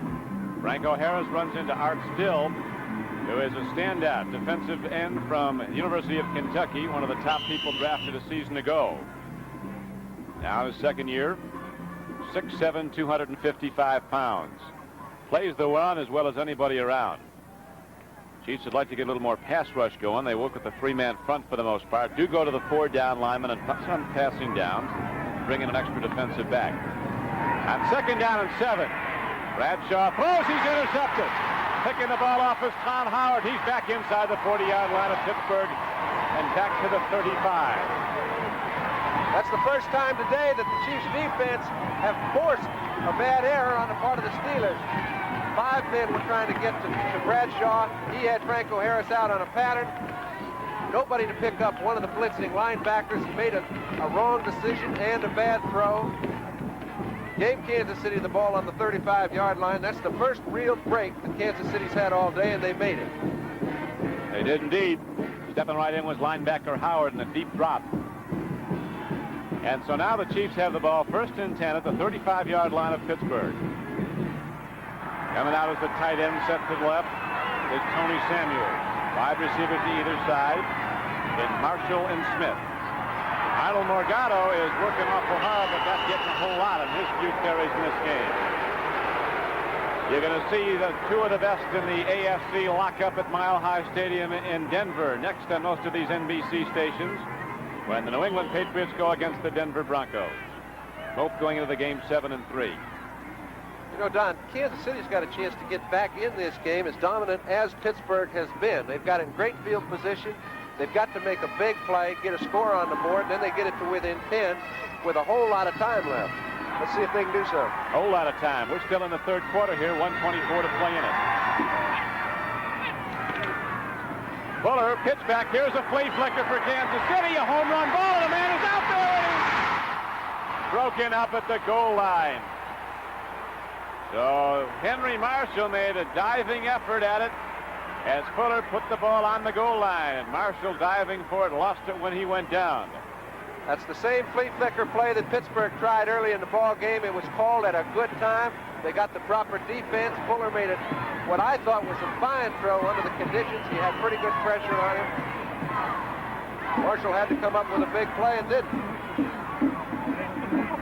Tampa Bay, John, is inching back into that game against Detroit. Another field goal by O'Donohue, and the Buccaneers trail Detroit 7-6 in the 3rd quarter. And Buffalo has scored again in the 4th quarter and leads the Jets 14-6.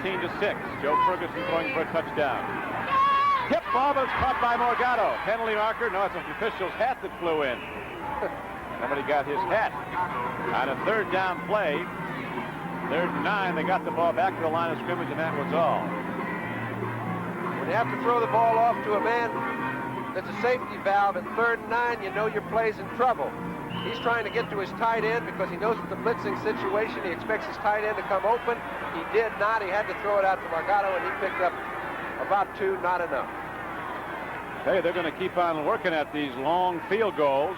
Stannerud hit a good one from 43, missed one from 50. On 4th down now and 7, looks like he's going to try another long one. This one would be from 51 yards away. Remember, Fuller is also the holder, so there could be a fake. You have got that.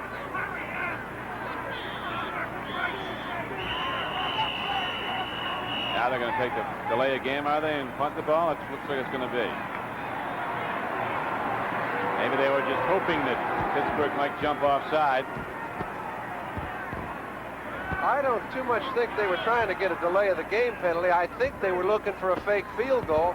When they got to the line of scrimmage, they wasted too much time looking to see if it was open and got called. Well, they've got the punter in now, Bob Grupp. 19 seconds to play in the third quarter. The Steelers lead the game 20-3. They were up 20-0 at the half. Were completely dominant in the first half. Scored the first time they had the ball when Bradshaw threw to Stallworth. Quickly extended that lead to 17-0, then to 20-0. And now Kansas City has played a much better game offensively in the second half. Rupp will angle toward the near sideline. A high kick. Goes out of bounds. Let's see where they mark it. The 21-yard line. Next Sunday, NBC has a great day of football. First join NFL 79 as they examine the knee injury. Followed by the Jets versus Walter Payton and the Chicago Bears from Soldier Field. Or see the Miami Dolphins defense challenge Brian Sipe and the Cleveland Browns at Cleveland. Then it's the long-awaited Pittsburgh-San Diego matchup. Check your local listings for the game in your area next Sunday. NBC doubleheader day. The pitch back goes to Franco Harris, turning wide. He gets across the 20, and there's good defense again by the Kansas City Chiefs. Gary Speeney, who's been in on a load of tackles, number 59, the inside linebacker from Kansas State, came across and made the slug. And right now, the gun sounds and the third quarter comes to an end. Here at Arrowhead Stadium, we'll be back with the fourth quarter in a moment. It's the Delco Freedom Battery Sale. What do you want from a car battery, America? Freedom to start in the cold. Thanks, Delco. And you? Freedom from adding water. Thanks, Delco. Then come on to the Delco Freedom Battery Sale. AZ Delco is making it possible for you to save on the powerful, never-add-water Delco Freedom Battery. At participating outlets where you see the Delco Freedom Battery Sale poster. Thanks, Delco! With John Brody, this is Don Criqui back at Arrowhead Stadium in Kansas City. We're ready for the start of the fourth quarter. The Pittsburgh Steelers, the world champions of football, with the ball in a 20-3 lead. Second down and 9 coming up. Bradshaw dropping to throw. The big rush comes, and Bradshaw swings it out for Rocky Blyer. He gets ahead for first down yardage, but there's a penalty marker down, John, in the Steeler backfield. And it looked to be thrown in that area where they call holding again. Now Mike Webster's pointing at the Kansas City Chiefs. He looks to the sideline. We shall find out now as referee Fred Wyant, I was wrong, checks in on people.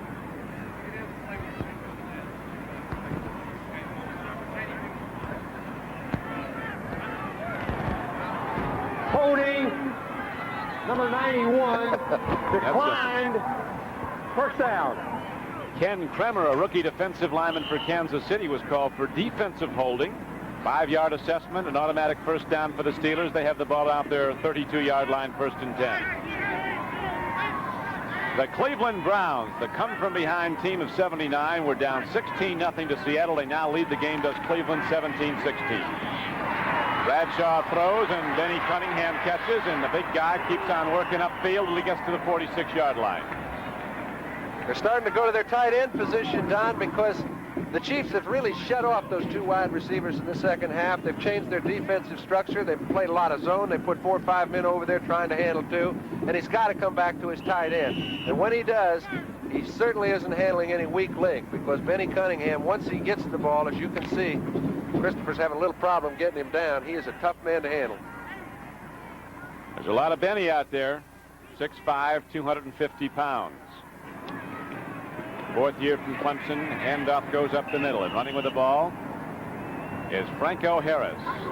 Remind you again that coming up next on NBC, a doubleheader game from Mile High Stadium in Denver, Colorado. The New England Patriots at 7-3, the Denver Broncos at 7-3. The Patriots leading their division, the AFC East, by a game over Miami, but Miami's en route to a victory today over the Baltimore Colts, leading 16-0. And right now, Denver and San Diego are tied up for the AFC Western lead. San Diego in a tough one at Cincinnati that's not been decided yet. It's second down and 9 as Bradshaw looks to be checking off. Shouts something across the line of scrimmage. Drops to throw on second and 9. Steps in, fires hard, and a good breakup is made by Whitney Paul, number 53. They were looking at Benny Cunningham again, John.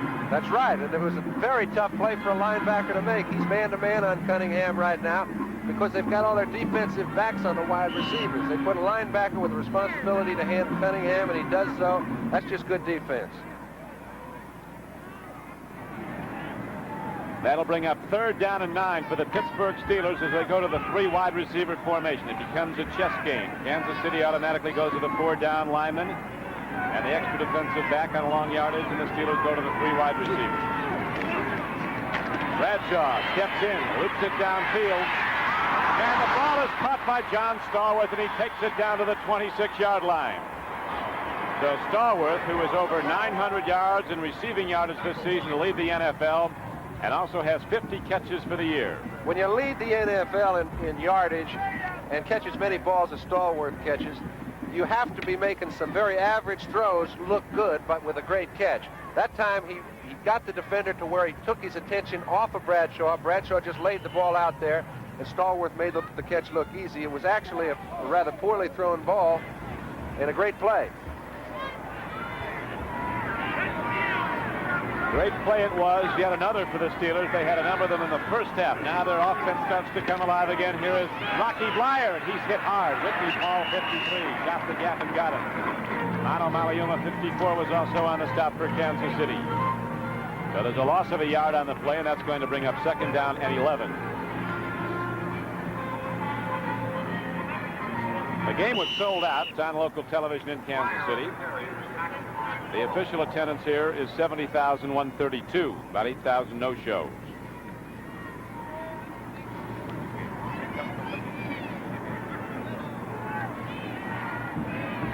Pittsburgh breaks the huddle again now. The 2 wide receivers, 2 of the best in the game, Stallworth and Swann, deploy to the left. And Swann at the lower left-hand portion of your screen. Bradshaw steps in. He has a problem. Eludes it.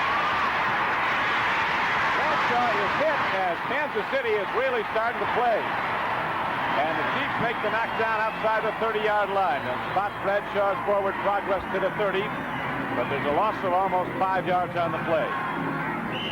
Whitney Paul led the way, 53, and Manny Maliuna.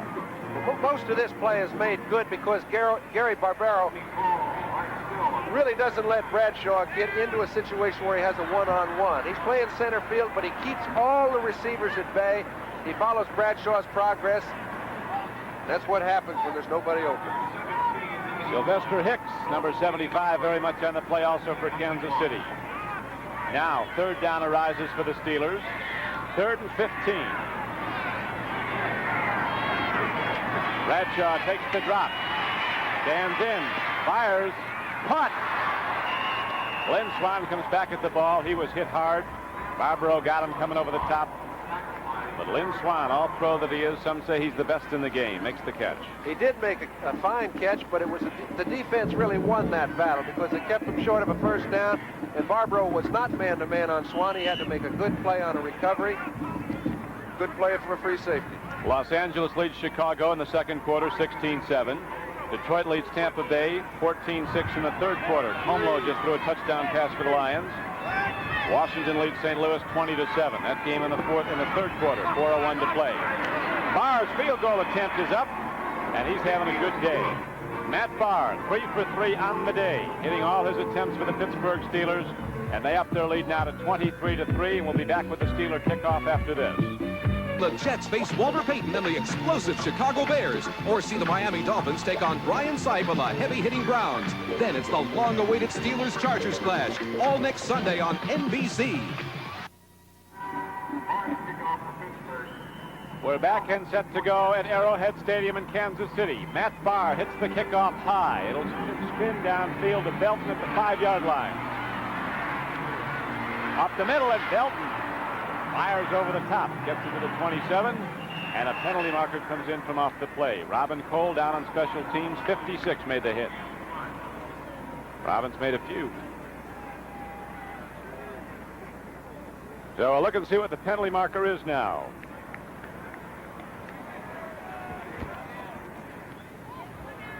Well, the way Kansas City's moving, it's definitely on them. I don't know what the infraction was. Must be a clip. Back they go. 43, Freddie. 43, Fred. 4-0. Rear personal foul, clipping, 40. The clip was on number 40 as the signal. And right now we remind you that Dog Day Afternoon with Al Pacino is a feature movie tonight at 9 Eastern Time on NBC. Tomorrow night it will be The Omen with Gregory Peck and Lee Remick. We have a 1st and 10 play coming up for Kansas City. Fuller throws as he's hit. He completes the ball to J.T. Smith. Don, when you're taking a look at a young quarterback to see what sort of potential he has, the one thing you really look for is a guy that'll stand up in the face of adversity. Joe Green is all over the top of Fuller, doesn't change his attention at all. He keeps it right out there on Smith, puts the ball where it has to be thrown, and it gets him out of a hole. Keep throwing, pal. That started him in the hole, though. The penalty call against Mike Williams on the return. But they get 9 yards back on that play. Fuller firing the ball, falling down. The reception made to step out of bounds. Now it's 2nd down and 1 for Kansas City. Handoff goes. Morgado stepping inside, looking for a hole. He's got nothing.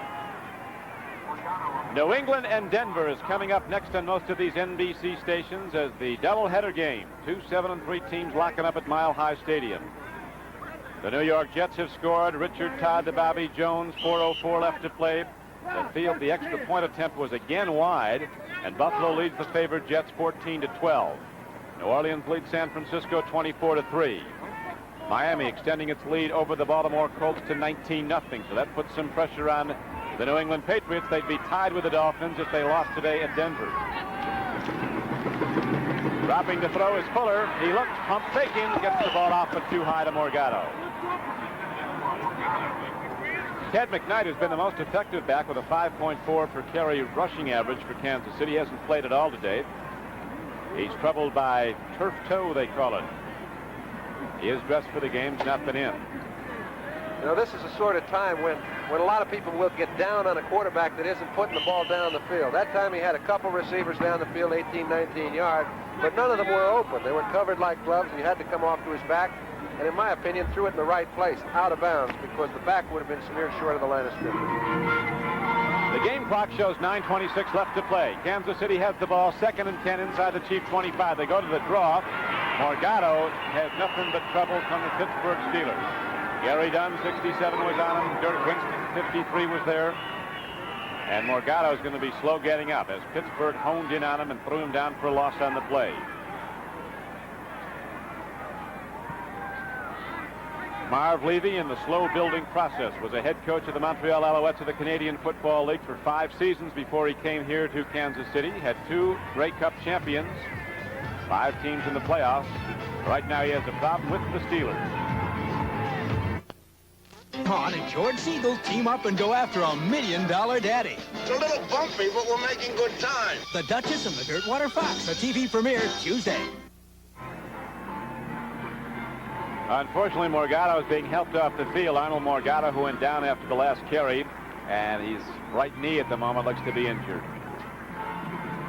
Those are the sort of things you don't like to see happen. And you were mentioning earlier that Marv Levy is on a rebuilding trip, and it's going a little slow. And I think if today is any indication, you might think so. But in reality, I don't, because their defense is much improved over what it was a couple of years ago. He needs a few key personnel in his offensive structure, some big play people, and they could be right up there where they think they should be.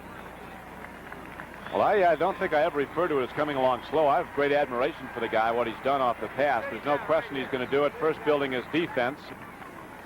He's had a very successful career coaching. At special team coach for George Allen at Los Angeles and Washington. Allen, who doesn't give credit to too many people, said that Levy's special teams were usually responsible for 3 wins a year. And he also learns fast. I mean, if he sees the only way to win in this division is to put that ball up in the air more, I think he will do so. You see Houston on a Pastorini pass extending its lead over the Oakland Raiders in a big game down at the Astrodome to 28-14. We're going to have more coming up on these big games on this the 11th weekend of play. Fuller throws the ball upfield to Horace Belton. Fuller looked over things.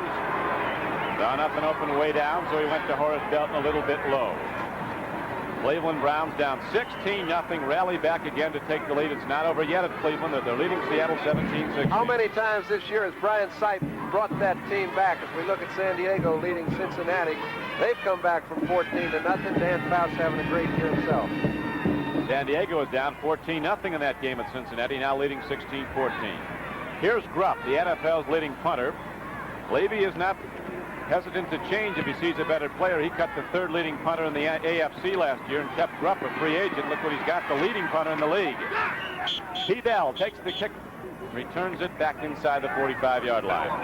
Al Peterson made the stop. Right now there's a break in the action here at Arrowhead Stadium in Kansas City. The Pittsburgh Steelers holding to a 23-3 lead, and we'll be back in a moment. How many times have you wanted to pack it all in and take off? Well, with Hertz economy fares, the time to go is now. Our subcompacts are only $14.95 a day, weekends, and just $98 a week. All with free mileage. Larger cars are only $1 more a day. And if you rent for 3 weekdays or more, Hertz has special economy fares for that, too. Hertz economy fares. Now you can't afford not to rent from number one.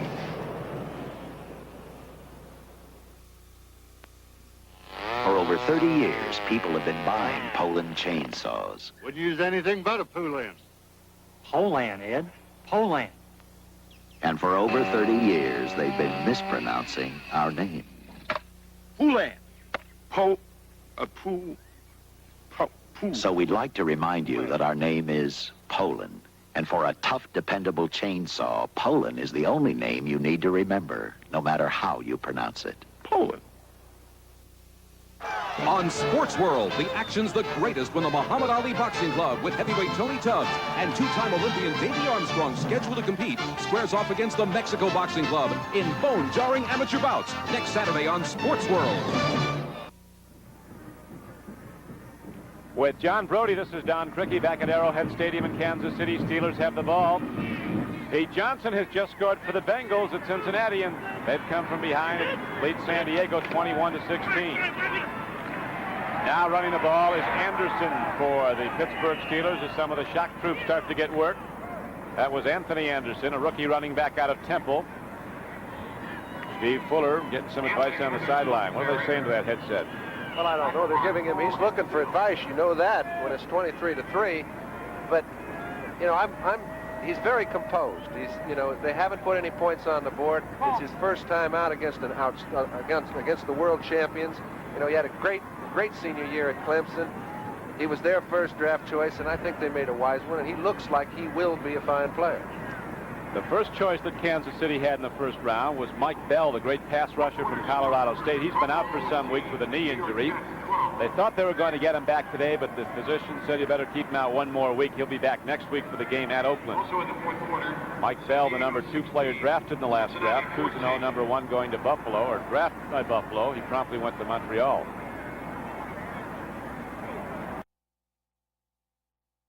There's New England and Denver coming up after this game on most of these NBC stations. We have 8:29 left to play in the fourth quarter here at Kansas City. The Steelers leading the Chiefs 23-3. Time permitting, we'll have a switch to New York and NFL 79 report on this, the 11th weekend of play in the 79 season. Right now, the Steelers have the ball first and 10, or second and 1. Second and 1 inside the 35-yard line. They go to the run, and Rick Moser, a big power back from Rhode Island. A second-year player, 225 pounds, special teams player, gets a call from scrimmage and hits ahead for a first down. So the Steelers keep that clock running now. The early diagnosis of Arnold Morgado is that he may have cracked a bone in his right ankle. Carrying the ball. So see the cast put on the foot already. Seattle has now come back. Al Hunter just ran for a touchdown, and Seattle is leading Cleveland after the Browns took the lead. It's 22-17 Seattle. The pass goes to Randy Grossman. He is inside the 25-yard line and down to the 23 where Gary Spanny knocks him down.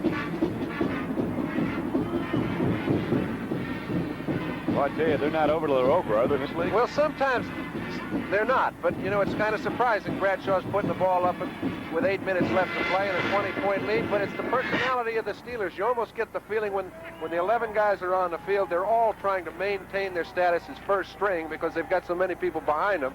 And I still don't think he ever looks at the scoreboard or concerns himself with the score. Jim Breach just kicked a field goal for Houston, or for Oakland. They now trail Houston 28-17. Anderson runs with the ball. Gets the ball inside the 20-yard line. On a 2nd down and 3 play, Anthony Anderson takes the ball down to the 20-yard line. There is the score at the Astrodome. Houston holding to a 28-17 lead. We could, at the end of this day, have an 8-3 Houston team trailing these. Looks to be a 9-2 Pittsburgh team by a game in the AFC Central. A division that gets a lot of support, is the toughest in the league. Rightly so. Clock is running here at Arrowhead Stadium. 6:15 to play in the game. The world champion Steelers looking to extend their 4th straight victory. All by impressive margins. Leading 23-3, they go back to the run and drive the ball inside the 20-yard line. Moser carries, and Mano Maliuna, the rookie linebacker, 4th-round draft choice from San Jose State, 54, makes the stop for the Chiefs. Next week, Kansas City heads out to Oakland, and the Pittsburgh Steelers also go west to take on the Chargers at San Diego. And as people sit and they say, hey, as the year goes by, 4 or 5 or 6 wins, what difference does it really make? In Kansas City's case, it made a whole lot of difference last year. They finished 5th in their conference.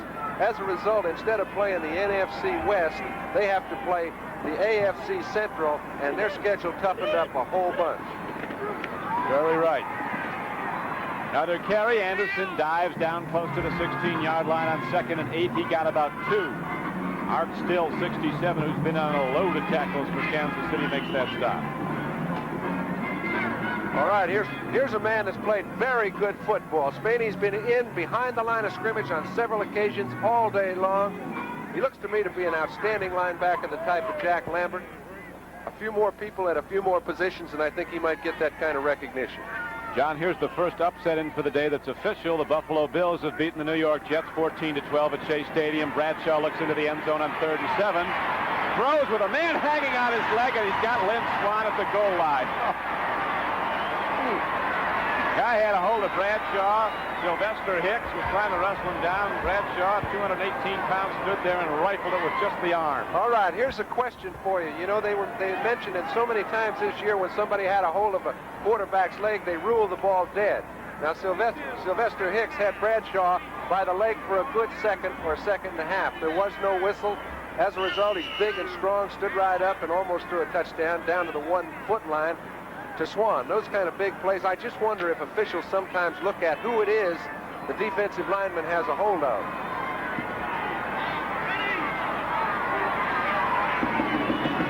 First and goal as Grossman goes in motion. They give up the middle. It doesn't look like they got there. The Steelers trying the heart of the Kansas City defense. Joe Green and Whitney Paul exchange shoves. Not Joe Green, Larry Brown, and Whitney Paul. Art Still, number 67, was on the stop. He's been great today for Kansas City. You bet. Kansas City has stuck their nose in there for 60 minutes of defense. They're down on the 1-foot line. They still don't think it's over. The score stands 23-3. Pittsburgh Steelers in the lead. They led at the half 20-0. 3 minutes and 24 seconds left to play in the game. The clock is running here in the 4th quarter at Arrowhead Stadium. The Steelers have the ball inside the 1-yard line of Kansas City. Anderson and Franco Harris now in the game as the setback. Bradshaw swings it out. Man is open. Larry Brown, a former tight end and a tackle eligible, moves into the end zone and gets a touchdown on his first points of the season. Well, he's got all those pads on his hands. You can see him trying to catch it with his elbows. He's just happy to have a ball in his arms in the end zone. In a while, they moved him from tight end to offensive tackle, where he's developed into one of the best at the new position. So they go with the tackle eligible, and that will put the lid on and nail it shut if it wasn't long ago. It is 29-3 Pittsburgh.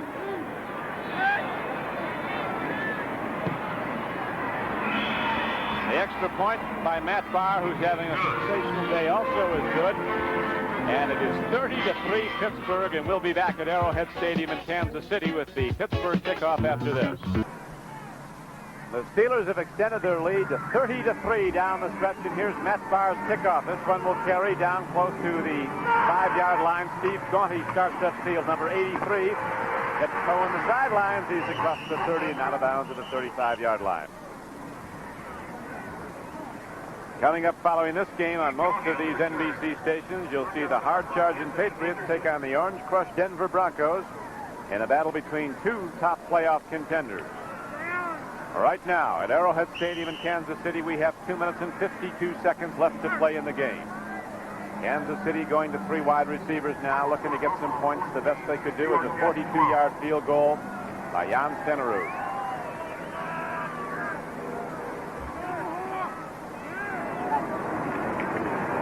Fuller drops the throw. He's looking long. He's not going to get it away as he is hit and dropped. The whistle blows, signaling a sack before he went down. And in there to get him was Steve Furness, number 64. I think we saw a pretty good indication right there that Furness had Fuller and he was in possession of him.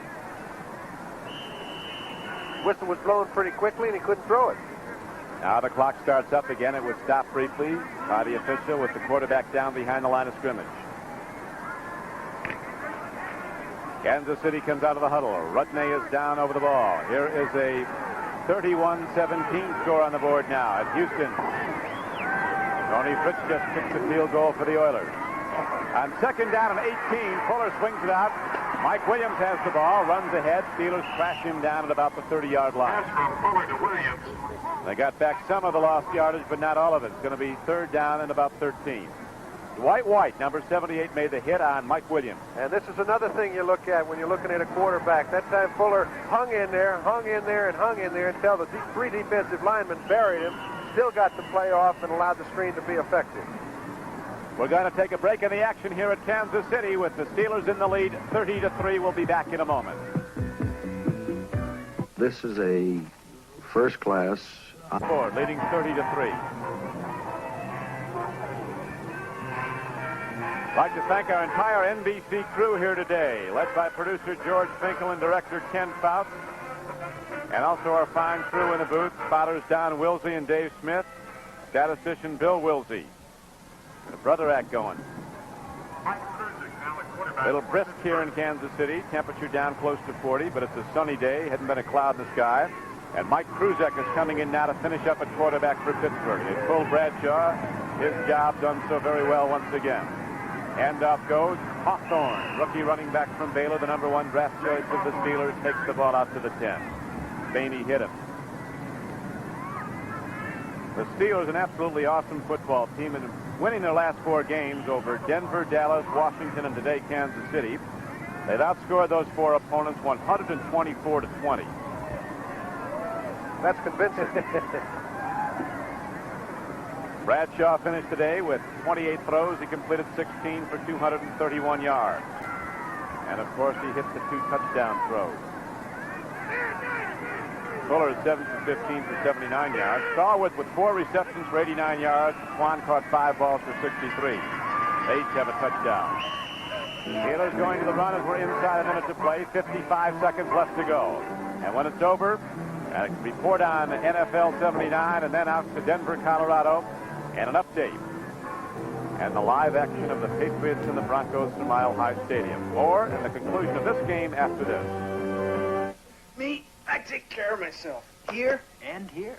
That's why you skip. As we return to Kansas City in live action, Greg Hawthorne runs the ball for the Steelers. He's knocked down by Spaney as time is running out. 50 seconds left to play.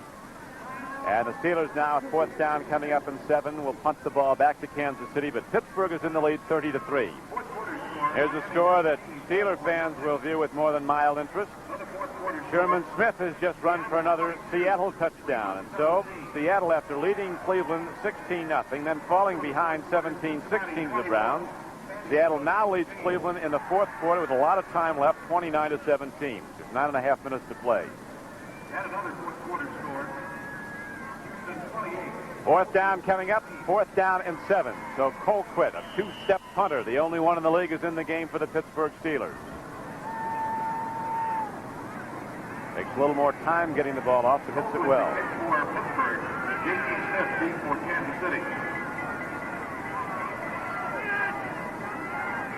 Rocky Blyer is the up back to the block. Spiral hit well downfield. With the ball is J.T. Smith. Looking and weaving. Here's the guy that's run 2 punts back for touchdowns this season, 188 yards out. Well, the knockdown is made by Dwayne Woodruff, number 49. And Kansas City takes over for one last time with 41 seconds left to play. Still unable to get in the end zone. Well, meanwhile, at Mile High Stadium, John, the Broncos and the Patriots are warming up. They're just about ready to tee it up.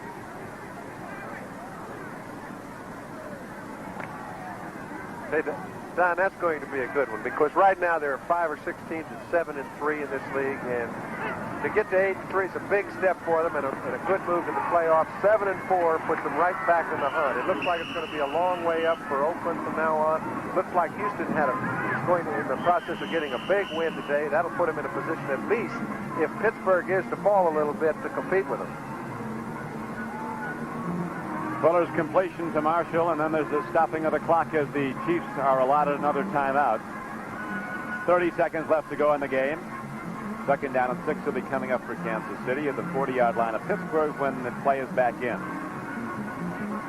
Tough scheduling for both these teams next week. Kansas City moves out west to play an AFC Western Division opponent, the Raiders at Oakland. Raiders won't be too happy about all this, and they're down 31-17 at the moment at Houston. And the Pittsburgh Steelers go against San Diego. Marv Levy, after last week's game, says he thinks that San Diego is the best team in the AFC West, better than Denver. Well, he may be right. There are 3 or 4 excellent teams in the AFC West, but this team, in my opinion, stands above all teams in the game of football. Somebody said something to the effect that the Dallas Cowboys were claiming to be the team of America. Pittsburgh players reacted as saying, all we want to be is the team from Pittsburgh. And in my opinion, there hasn't been a team come along like this group of guys since Green Bay in 1964, 5 and 6, and they may even surpass them. I think if they met in the same field, they'd surpass by about 3 touchdowns. Marshall had his hands on the ball. Donnie Shell covering on the play. An incomplete pass stops the clock with 25 seconds left to play in the game. We'll be updating all the scores and highlights from around the NFL with a report from NFL 79, time permitting, following the conclusion of this game.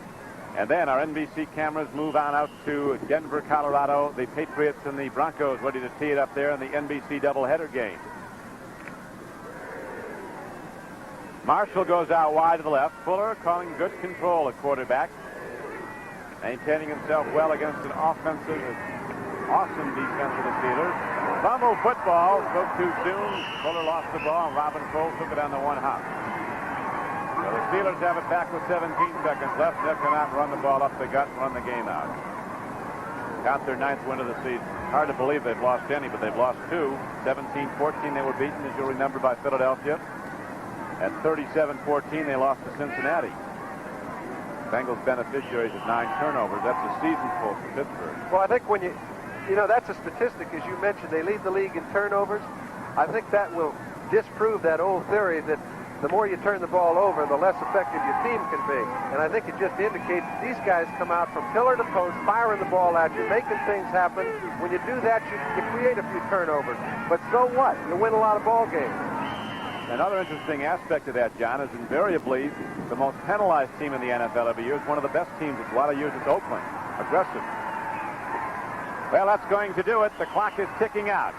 The Kansas City Chiefs fall to the powerful Pittsburgh Steelers 30-3. The best place to have Pittsburgh is right off your schedule. Kansas City doesn't have to play them again anyway. That's where you want the Steelers. You got them where you want them when you have them off the schedule, I think. So for John Brody, this is Don Criqui. Glad you could be with us at Kansas City doubleheader football coming up on NBC.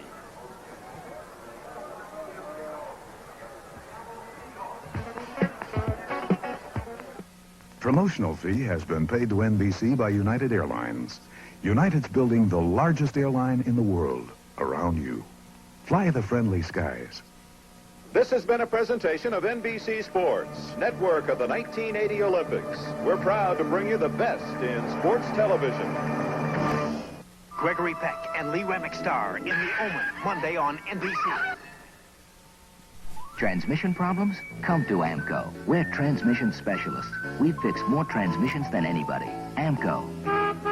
Why go anywhere else? You're setting the pace. You're a girl who can run things. Shop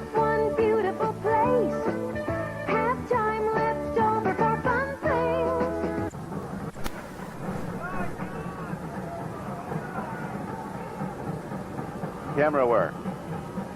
On camera?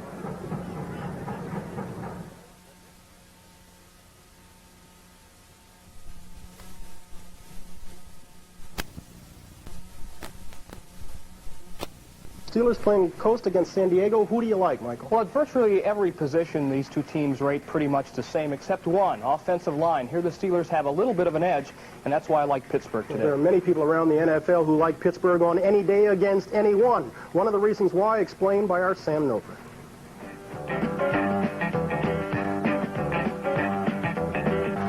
Got a feeling Pittsburgh's going to the Super Bowl again. I got a feeling deep down in my soul, my friend. As the team with the best record in the National Football League, it does appear as if the Pittsburgh Steelers are headed for the Super Bowl again, their fourth appearance in the past 6 years. However, the path to the Super Bowl this year has been lined with potholes. 17 starters have missed a total of 37 games with injuries that range from twisted necks to sprained ankles. And as a result, it's the depth of the reserves and the readiness of those reserves to play that has made the difference in this year's club. Every reserve who has been called upon to play has succeeded. Everyone learns from the other player that's in front of him, and not only that, you know, they kind of complement and you kind of teach each other along. So really, it's like a big, very harmonious situation where everyone builds each other confidence. The older guys like Joe Green and, you know, L.C. Greenwood and Steve Furness, all these guys, you know, they all help me out and help each other out to make better ball players. So when you do have your shot to get in there, you know you're ready to play. Sometimes I've wondered, can I wait or will I wait? How long will I wait? So I more or less, you know, look to an older ball player and ask him how long did he take to so let's get into a starting job. And some of them said 3, some say 5. And I said I can't take that long because I went back and I need to get in now. And they more or less say this, take it easy, it's going to come. I play behind a guy such as Swann. You know, talent is unquestionable. It's frustrating at times, but you have to put things in certain perspective. What's best for the team, you know, and unquestionably, I think we have one of the best football teams ever. Sitting back and not being able to play, there is a sense, a little bit of frustration because you're out there to play and you want to play. You know, but at the same time, you know, you got to get your satisfaction out of just being able to be ready to play and being able to, when you get in there, to do the job right. Well, these are guys that are outstanding number 1 and number 2 round draft choices. They have the drive, but they seem to be content to know their role with the football team, and it has it's given us the depth with the caliber of people that takes continue winning. We have the unity within the ball club, and that thing there is shared throughout the ball club, on and off the field, and it shows by the way we play. Because when we get ready to play and we're out